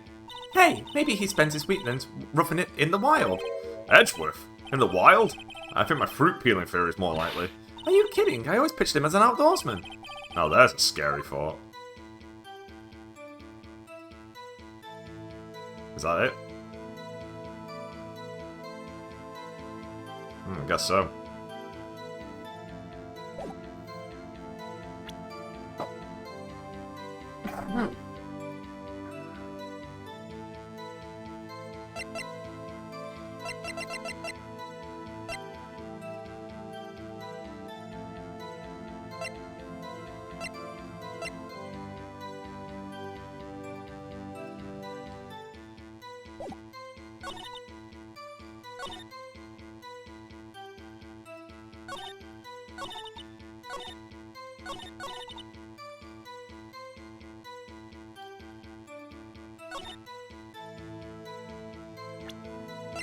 This case is also harder than the other cases. Right, the difficulty of the Ace Attorney cases do start ramping up pretty hard.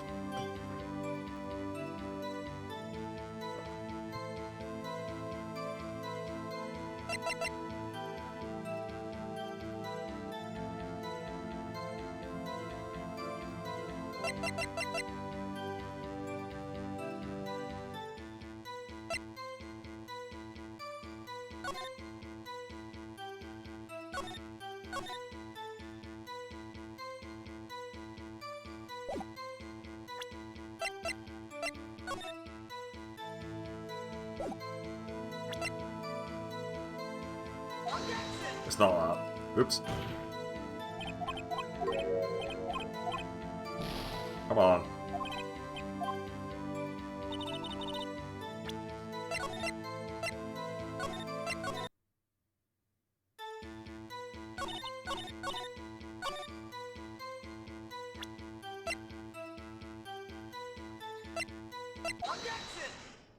It is the knife. How crazy.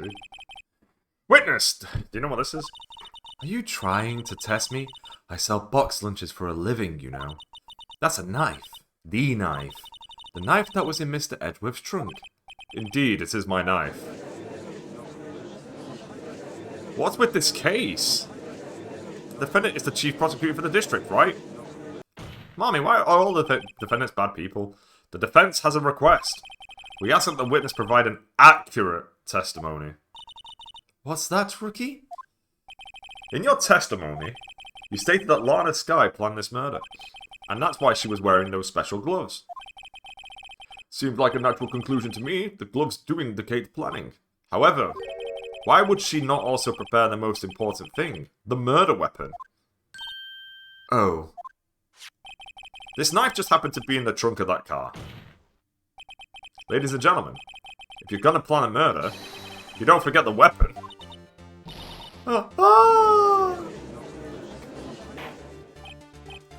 Order, order, order! Great, now the tide is turning in our favour.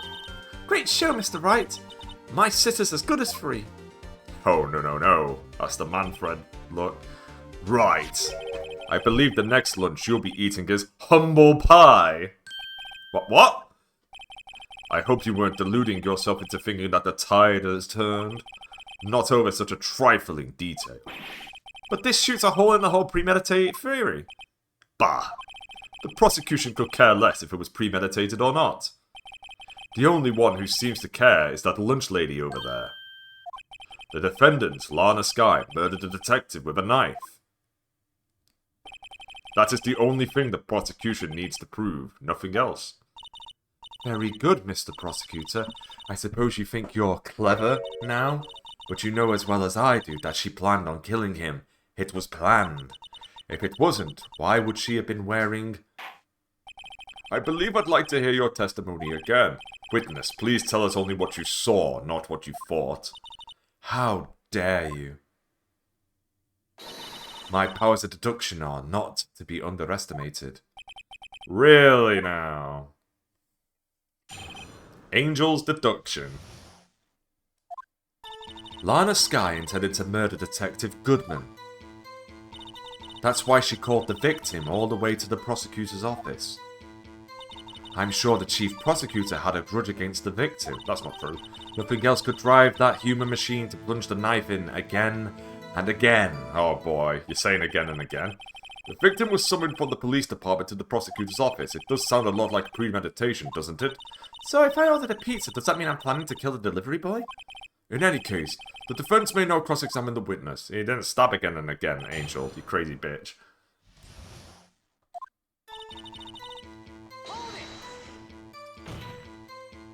You've said that, but you haven't told us how you know. That's what I'm about to tell you, Rookie. I believe what she just said was a mere prelude to the story she is about to tell. Try not to interrupt her again. Rookie. Never interrupt a storyteller. It's like pulling a bun out of our oven half-baked. Something's half-baked, alright, is you. Try not to confuse the defense, witness. They're not very quick on their feet. Now, why did you believe the suspect had intentions to murder the victim? Her actions speak for themselves. You have no proof that Miss Sky called him there.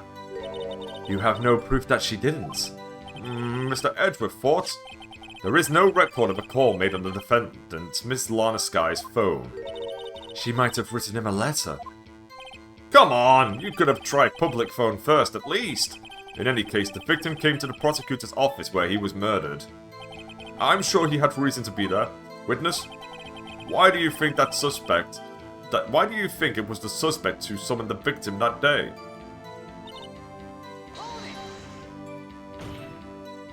What kind of grudge? Well, I wouldn't know that. Of course you don't. That's because she didn't have a grudge. Rookie.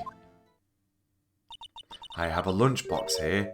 Now, what's inside? How am I supposed to know? See? We agree there is a lunchbox here, but we don't know what's inside. A person's life is like a lunchbox with pretzels, don't you agree? I get it. That's why my lunch was so salty. This judge isn't very good with metaphors. The suspect had a grudge against Detective Goodman. Will you tell us your basis for thinking this? It's simple.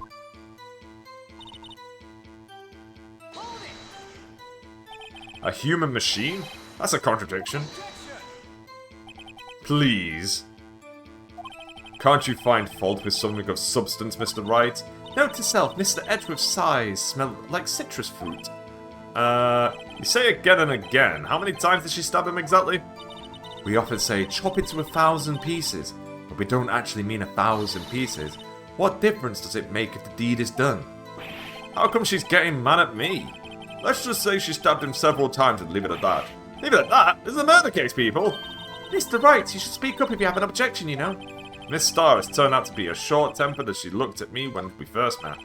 Challenging her abilities as a detective really set her off. The short wick burns out the fastest, it's scientific fact. I wonder, wouldn't it depend on the size of the candle?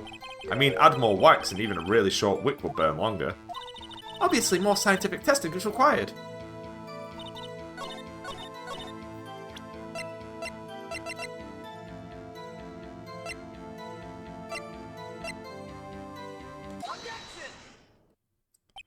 You say she stabbed him again and again, but you couldn't have witnessed that. Are you testing me? Then I'll test you. With my moss surprise. I'm afraid the moss is growing under our feet as we wait, Miss Starr. What do you mean? I shouldn't have to explain this, but take a look. The autopsy report states that death was due to loss of blood from one stab wound. Aha! You're right! Good show, Mr. Edgeworth. What a hunk! He's my hero, really. What about my objection? No one noticed? Well, witness? You got the crime scene set, right?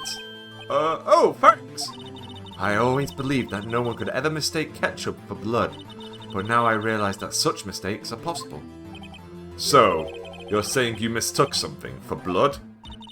When she lifted her knife, I thought I saw blood at her breast. Splattered blood from her victim. That's why I thought she must have stabbed him at least twice. Then tell us what you saw that you thought was blood. Testify. Her red muffler looked like blood to me. That's how ghastly the whole scene was. Her red muffler?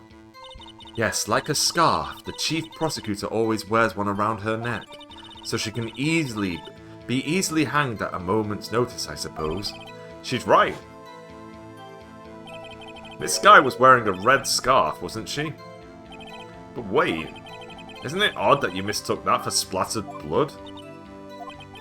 Well, people often mistake my beard for a bib. A judge with a bib, that's why this place feels so much like kindergarten sometimes. Actually, I do think I saw some traces of blood on her chest. However, the autopsy report is clear on the matter. There was only one knife wound. Apparently, Miss Starr isn't entirely sure of her own testimony. Mr. Wright, this is our chance. Chance for what, I wonder? Miss Starr has turned out to be as short-tempered as she looked when we met her.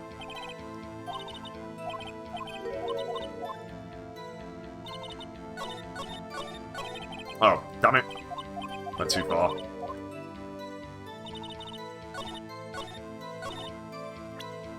Do do do do do do do do do do.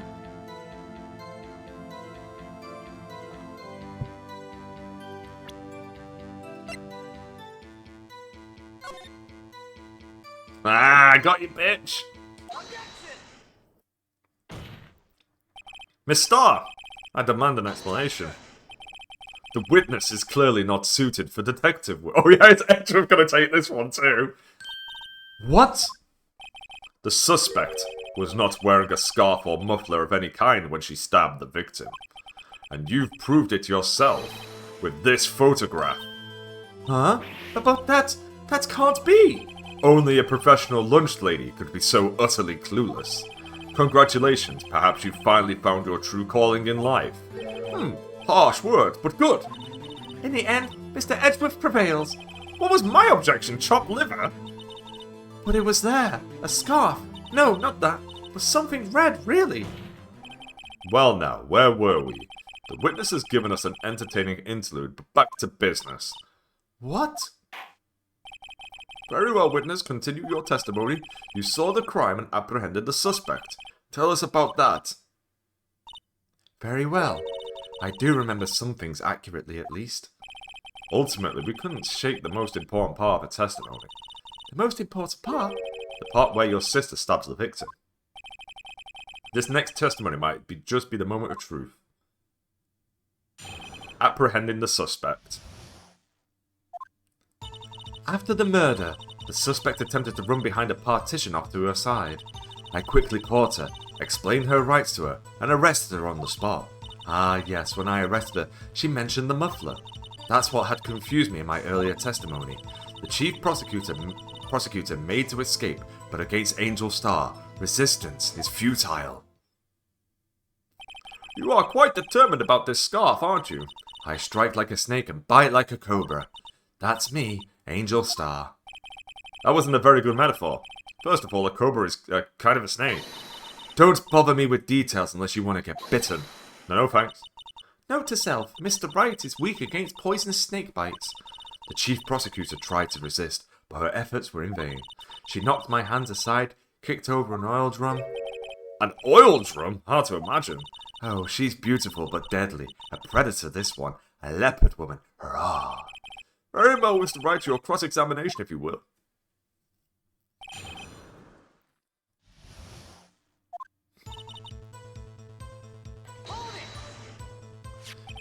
So where is this partition on the floor plans? I'm sure she means this wall next to the car. That's right. There was a wall there, about 6 feet high. She was obviously trying to hide herself. Quite a natural thing for a criminal to do. And what did you do then? You say quickly. Were you close to the suspect? As I just said, I was only 33 feet away from her the whole time. Maybe I should press it for more details. I'd like to see this on the floor plans, just to be safe. The Lunchland car was... She was a visitor, but she was parked in B block. So you witnessed the murder from here? That would make about 30 feet from the car, yes. Is that correct, Miss Starr? Yes, that's right. But there was a chain link fence in front of you. I went over it, of course. Amazing! The cop-up queen. Lunch lady athlete indeed. It would have taken her a little time to climb over a fence, so she couldn't have gotten to my sister that fast. Yeah, that fence was about 9 feet high, too. So how did Miss Sky not get away?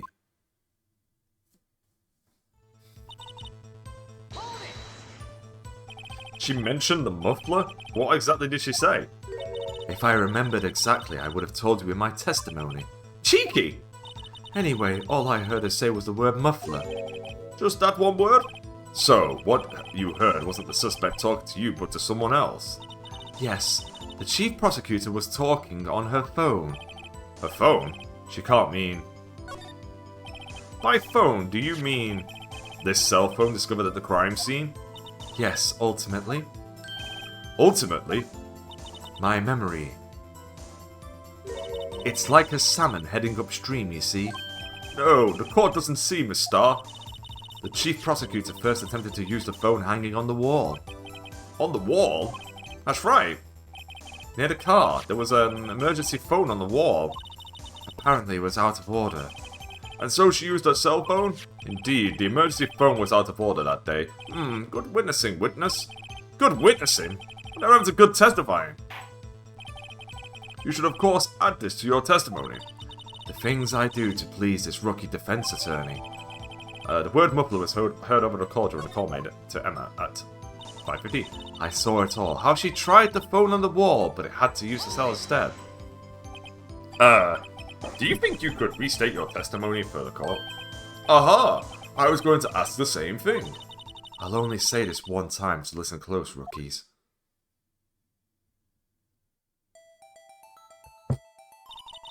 The chief prosecutor stabbed the victim and ran behind the partition. Then she picked up the emergency phone on the wall, but it was out of order. So she pulled out her own cell phone out of her pocket. How do you know? How do you know? And during that time, you climbed over the chain-link fence. Then, when I boldly grabbed her arm, the chief prosecutor hung up her phone. And you saw her doing this? What is it, Mr. Wright?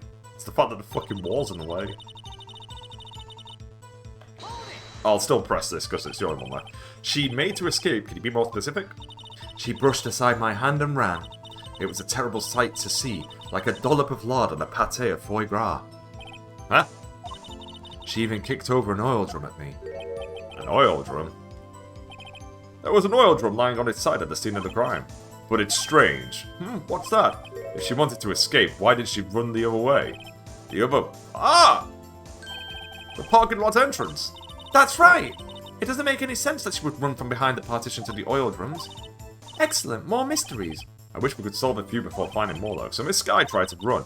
I'm sorry my sister is so suspicious, Mr. Wright. Not as sorry as I am. But she didn't do it, you have to believe me. Not to do anything. You're about to get demolished.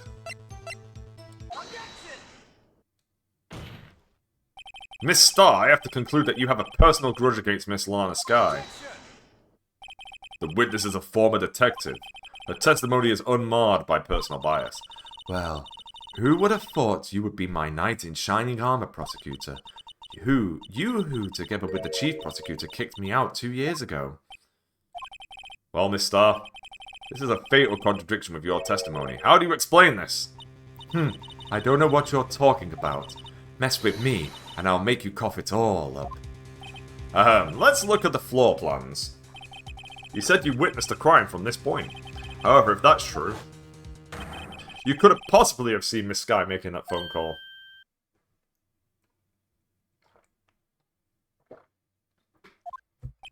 I believe you see what I'm getting at. That emergency phone was on the back side of this partition. If indeed you were in B block, you couldn't have seen it. Ah! Order! Order! What is the meaning of this? It's simple, Your Honor. She's not coughing up lunch, she's coughing up lies. Grrr. That's quite a claim, Mr. Wright. Perhaps you will allow me a question? Tell us exactly what lie this witness has told to the court. Here's where the counterattack begins. Can't afford to get this wrong. The witness lied about...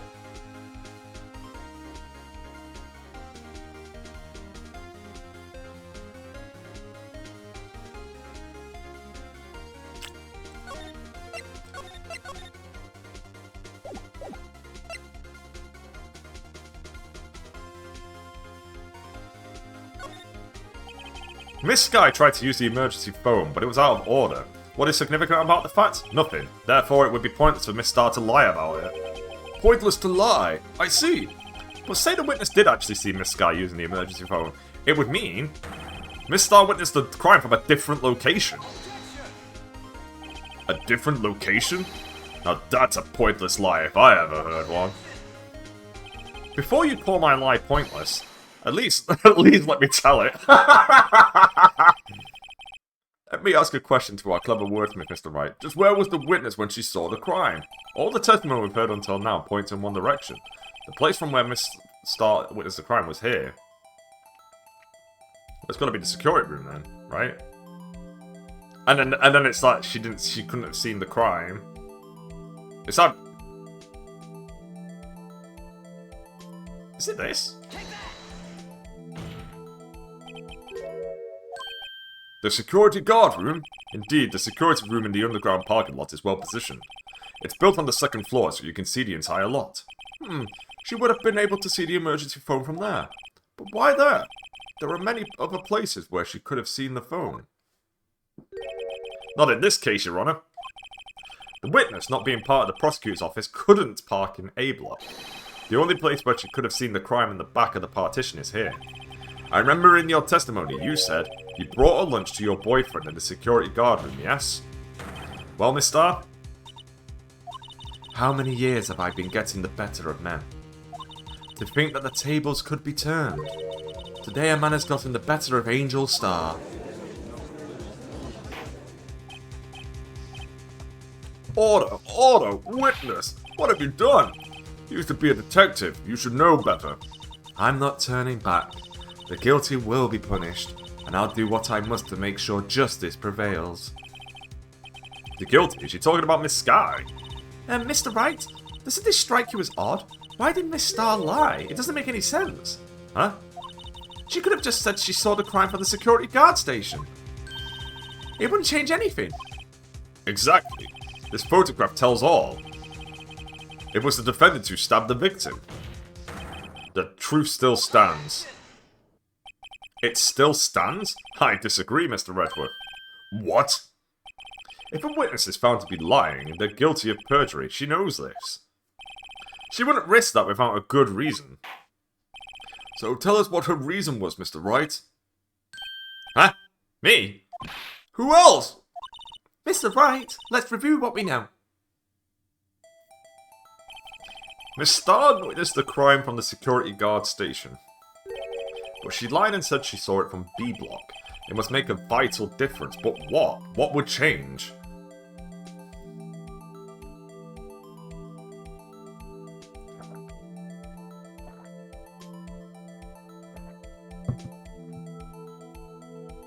It's both angle of view and the distance. I'm going to say the distance. I'll start with distance. It changes the distance between her and the scene of the crime. My condolences, Mr. Wright, but one look at the floor plans and it's quite clear. The distance between the scene of the crime and the guard station is 30 feet. I don't see how that would change what she could see. What she saw is not in question here. What matters is the time it would take for her to reach the scene of the crime.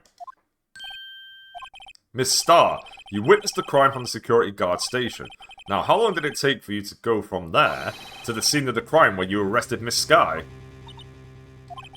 Well, witness? You Yes? ordered the squid wheels, right? The quality of my lunches has gone from low to inedible. I was bringing a PB&J lunch with my fresh boysenberry jam to my boyfriend. Boysenberry for the boyfriend. He wasn't in the station, so I waited. I witnessed the crime from the glass-walled station.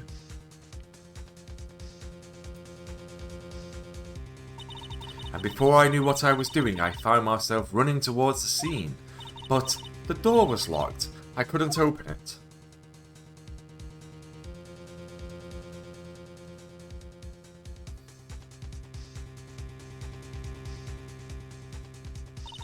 That's why I had to go through the visitors' parking in B block. That's quite a detour. It probably took me at least 5 minutes to get to the scene of the crime. For 5 minutes? This changes things considerably. But it was that woman over there in the defendant's chair who stabbed him.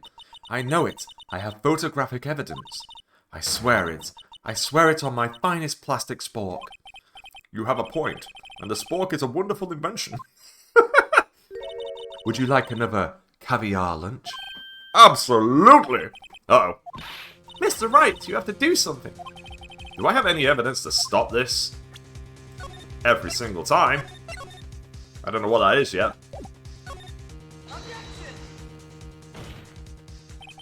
5 minutes between the witnessing of the murder and the arrest. Think about it. You could make pasta in that amount of time, if you like. If you like it al dente. I've got lunchboxes that tie pasta into knots, rookie. A 5-minute blank. Isn't that strange? Strange?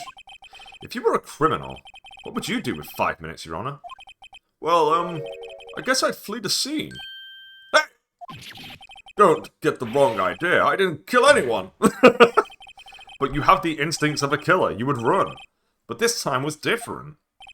This guy dawdled at the scene of the crime. She'd even had a picture taken. No true criminal would act this way. It's inconceivable.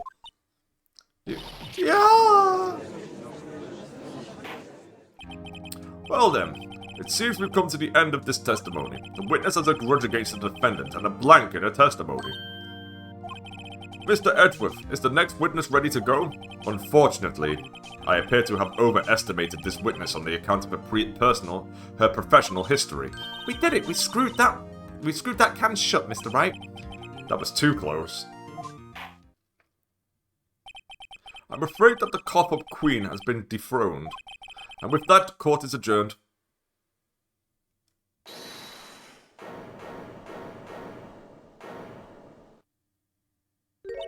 Mr. Edgeworth, you ordered the squid wheels, right?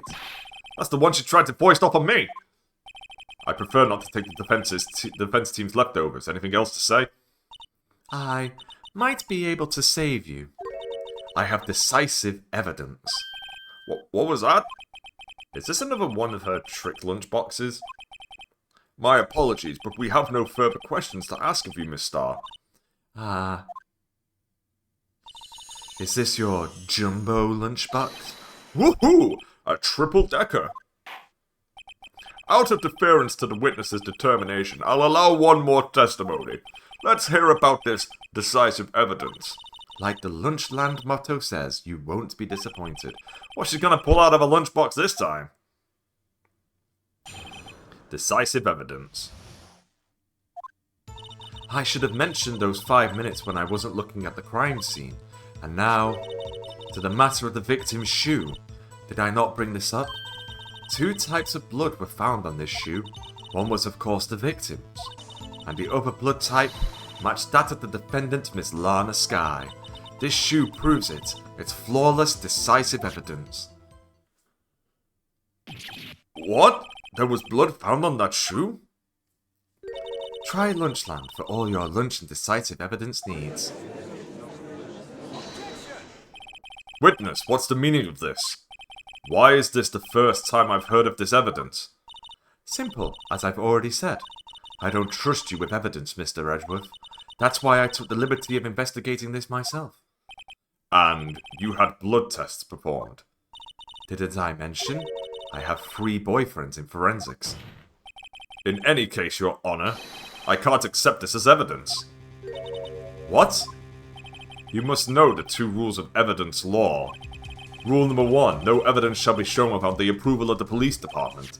In other words, this shoe is illegal evidence, at least for the time being. Is that right, Mr. Wright? It seems so. Edgeworth sure is celebrating. Not so fast, Mr. Edgeworth. Don't forget, I used to be a detective. As I mentioned previously, the shoe has already been tested by a member of the forensics department. As you can see, it was approved by the police department as of today. Even the general public can produce official evidence, Mr. Edgeworth. Is that right, Mr. Wright? It seems so. Edgeworth is looking pretty sullen. You could at least study some evidence law, really. The prosecution's complaint notwithstanding, it appears that this evidence satisfies the first rule of evidence law. However, it seems you have yet another count against you, witness.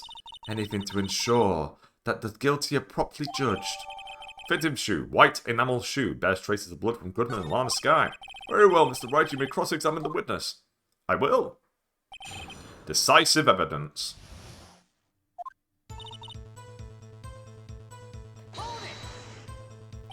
Why did you lie about those 5 minutes? I guess you could say I just wanted people to look at the results. The results? How many times do I have to say this? I saw the chief prosecutor stab the victim before my very own eyes.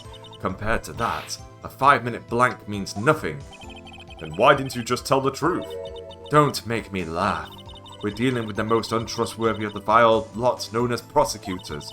Falsified evidence, arranged testimony, erasing and manipulating evidence. When you fight monsters, you need to use every trick in the book. This is when the suspect is admitting she did it? But false testimony is the most despicable crime of all, Miss Starr. Let's just get this over with. And you found this shoe at the scene of the crime? I detained the chief prosecutor and notified the police department. I wanted to make myself useful while I was waiting for the police to arrive. So, like an ill-trained pooch, you stuck off with a shoe. I was afraid someone would erase the chief prosecutor's crime. This shoe is my secret weapon if that should happen. See this fashionable basket I have here? It carries more than lunch boxes, gentlemen. I'm happy for you and your lunchbox bag, really. In any case, you removed valuable evidence from the scene of the crime. Now tell us what you did next. So, you brought it to the forensics department. If you're going to submit something as evidence in court, you need it approved. To do that, evidence must be analysed by a forensics expert. And she got away with a little coup because she used to be a detective. The shoe does appear to have bloodstains on it. Well, the man was stabbed after all. And that blood belonged to the victim, Detective Goodman? As I said, there were 2 types of blood found on the shoe.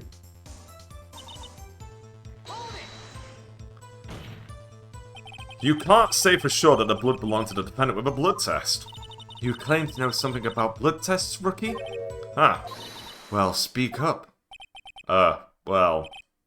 Blood comes in 4 types, A, B, O, and AB. However, you can't tell from a blood test whether a murder was committed in cold blood. That's just a figure of speech, Mr. Wright. Actually, we can differentiate between millions of types with all the blood tests out there, which means that we can more or less narrow that any sample of blood down to just one person. Or so I hear. That's pretty specific. If I had a little more time, I would have gotten DNA test results, but they said there's very little doubt it could be anyone but Miss Lana Skies. So the suspect's blood was found on the victim's shoe. That ties it directly to the death of Detective Goodman. I was afraid he was going to say that.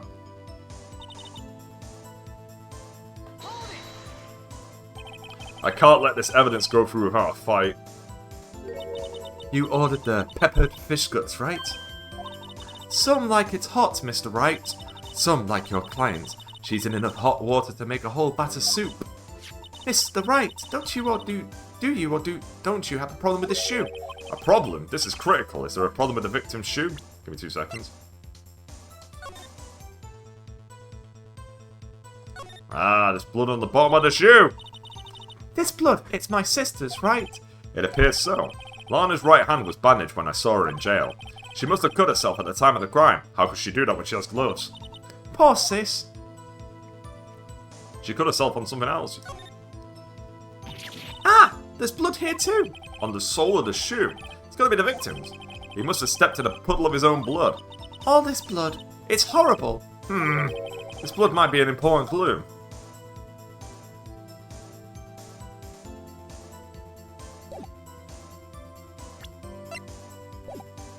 That's a problem.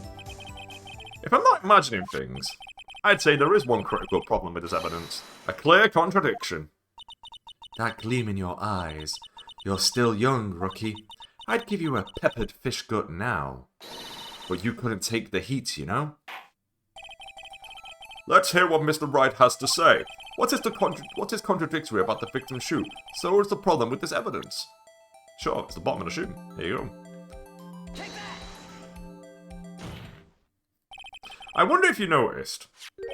There's blood on the bottom of the shoe. Don't mess with me, rookie. Or it'll be your blood on the bottom of my shoe.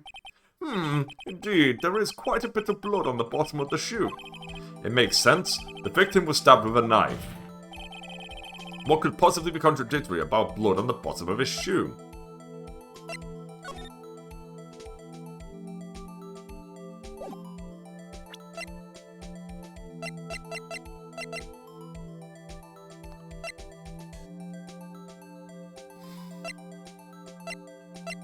Is it the photo?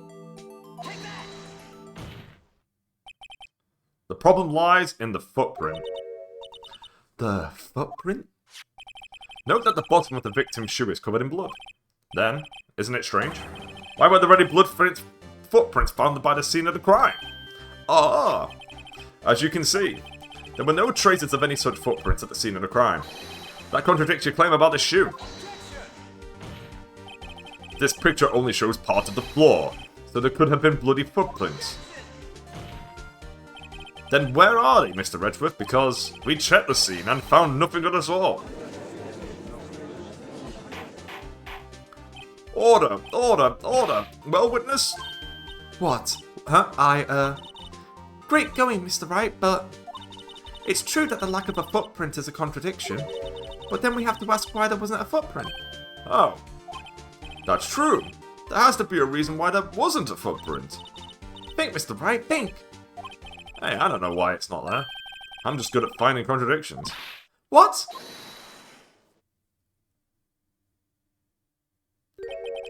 I see. Now I get it.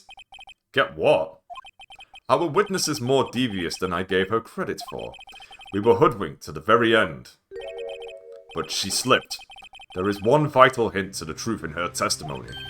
What are you talking about? Think back to when she told us about apprehending the suspect. The chief prosecutor tried to resist, but her efforts were in vain. She knocked my hands aside, kicked over an oil drum. Oh, she's beautiful but deadly. A predator this one, a leopard woman raw. I thought that was a strange thing for the normally cool-headed chief to do. No kidding! Now, witness, allow me to ask a very simple question. This oil drum, was it empty? Oh, that's... I'm not sure I like your attitude, Mr. Edgeworth. Though apparently you're not the slowest conveyor belt in the lunchbox factory. Witness, well, was the oil drum empty? The oil drum kicked over by the chief prosecutor was brimming with water. Water? What does that mean? Still don't get it, Mr. Wright? Do you want to know the reason she knocked it over? The real reason? Aha! You don't mean... Yes, the suspect knocked over that oil drum for one reason and one reason alone. To erase the bloodstains that would become evidence against her. Ah! That ties up things quite nicely. The bloodstains left on the victim's shoe tie her quite clearly to the murder. Then after the deed was done, she knocked over the oil drum to erase the telltale signs. Why, that's a prosecutor's speciality, erasing evidence. That reminds me, Miss Sky's right hand was hurt. Didn't she say she cut herself when she stabbed him? So that's when my sister's blood got on her shoe. Well, I see no reason to prolong this trial. Mr. Wright, do something, please! What? What can I do? Your sister has confessed to the crime and she has tried to conceal it. But... Enough. There is no need for further debate. The verdict, Your Honor. Very well. But Angel Star is on the prosecution's side. She could have been lying about the water. This court finds the defendant, Miss Lana Sky.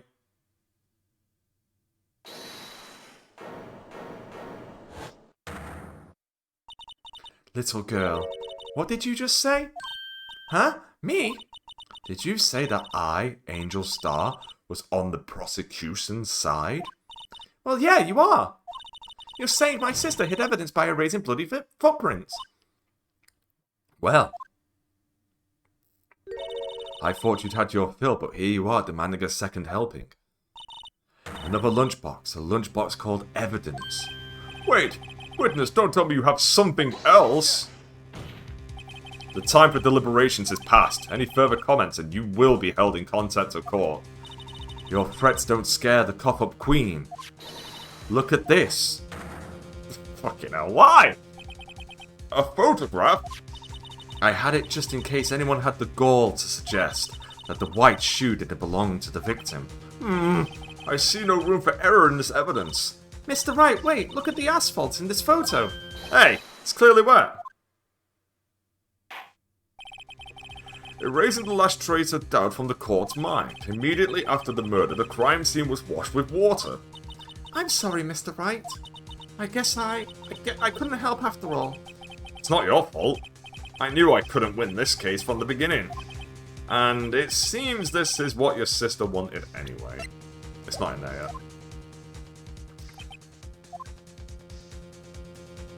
yet. I'm sorry, Mia. Right, wet or not, don't be so quick to throw in the towel. Get yourself up off the asphalt, take another good look. Don't give up, not until the bitter end.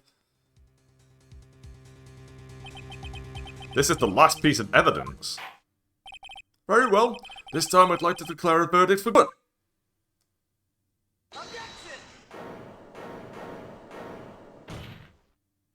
Your Honor, wait. What is it with you people? Can't I hand down my verdicts in peace anymore? Whatever it is, can it wait? No, it can't. Then it will be too late. Look at this photograph, the last one submitted. This trial isn't over until we give each piece of evidence proper consideration.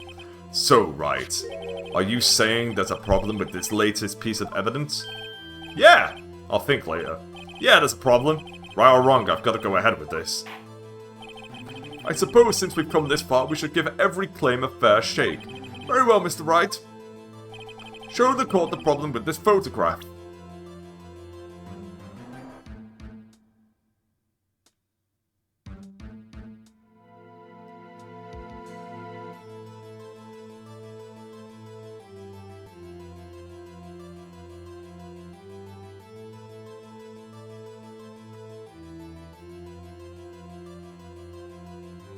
There's that. That's the muffler.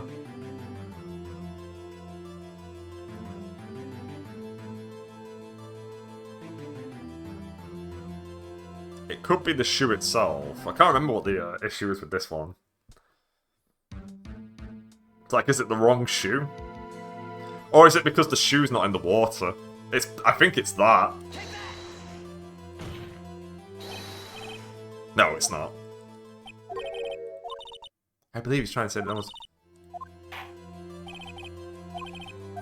Oh, I can try multiple times, though.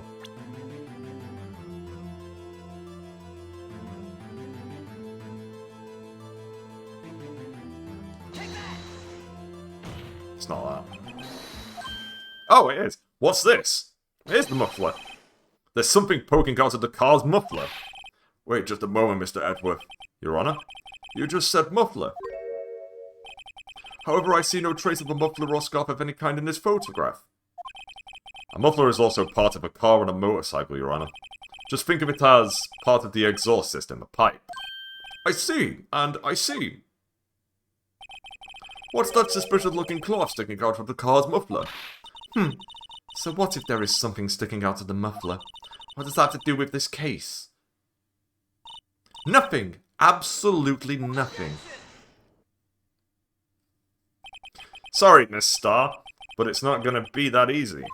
In fact, you've already told us why this is important to the case. You said as much in your testimony. What? Let's hear what Mr. Wright has on his mind. Tell us why you think this piece of cloth in the muffler is related to the case.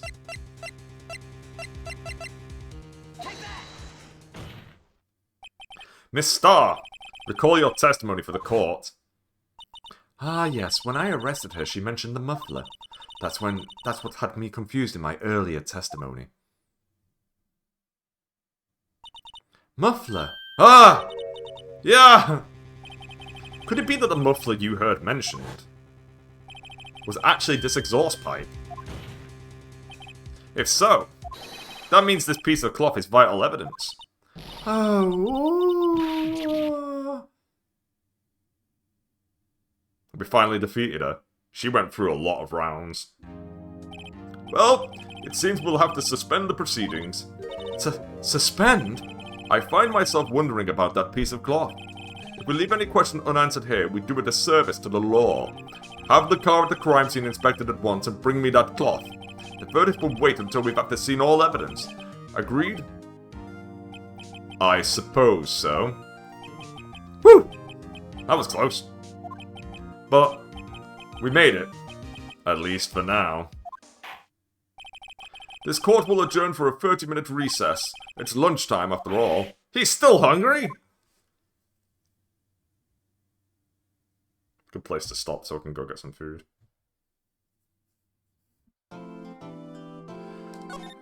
I will save my progress, thank you very much.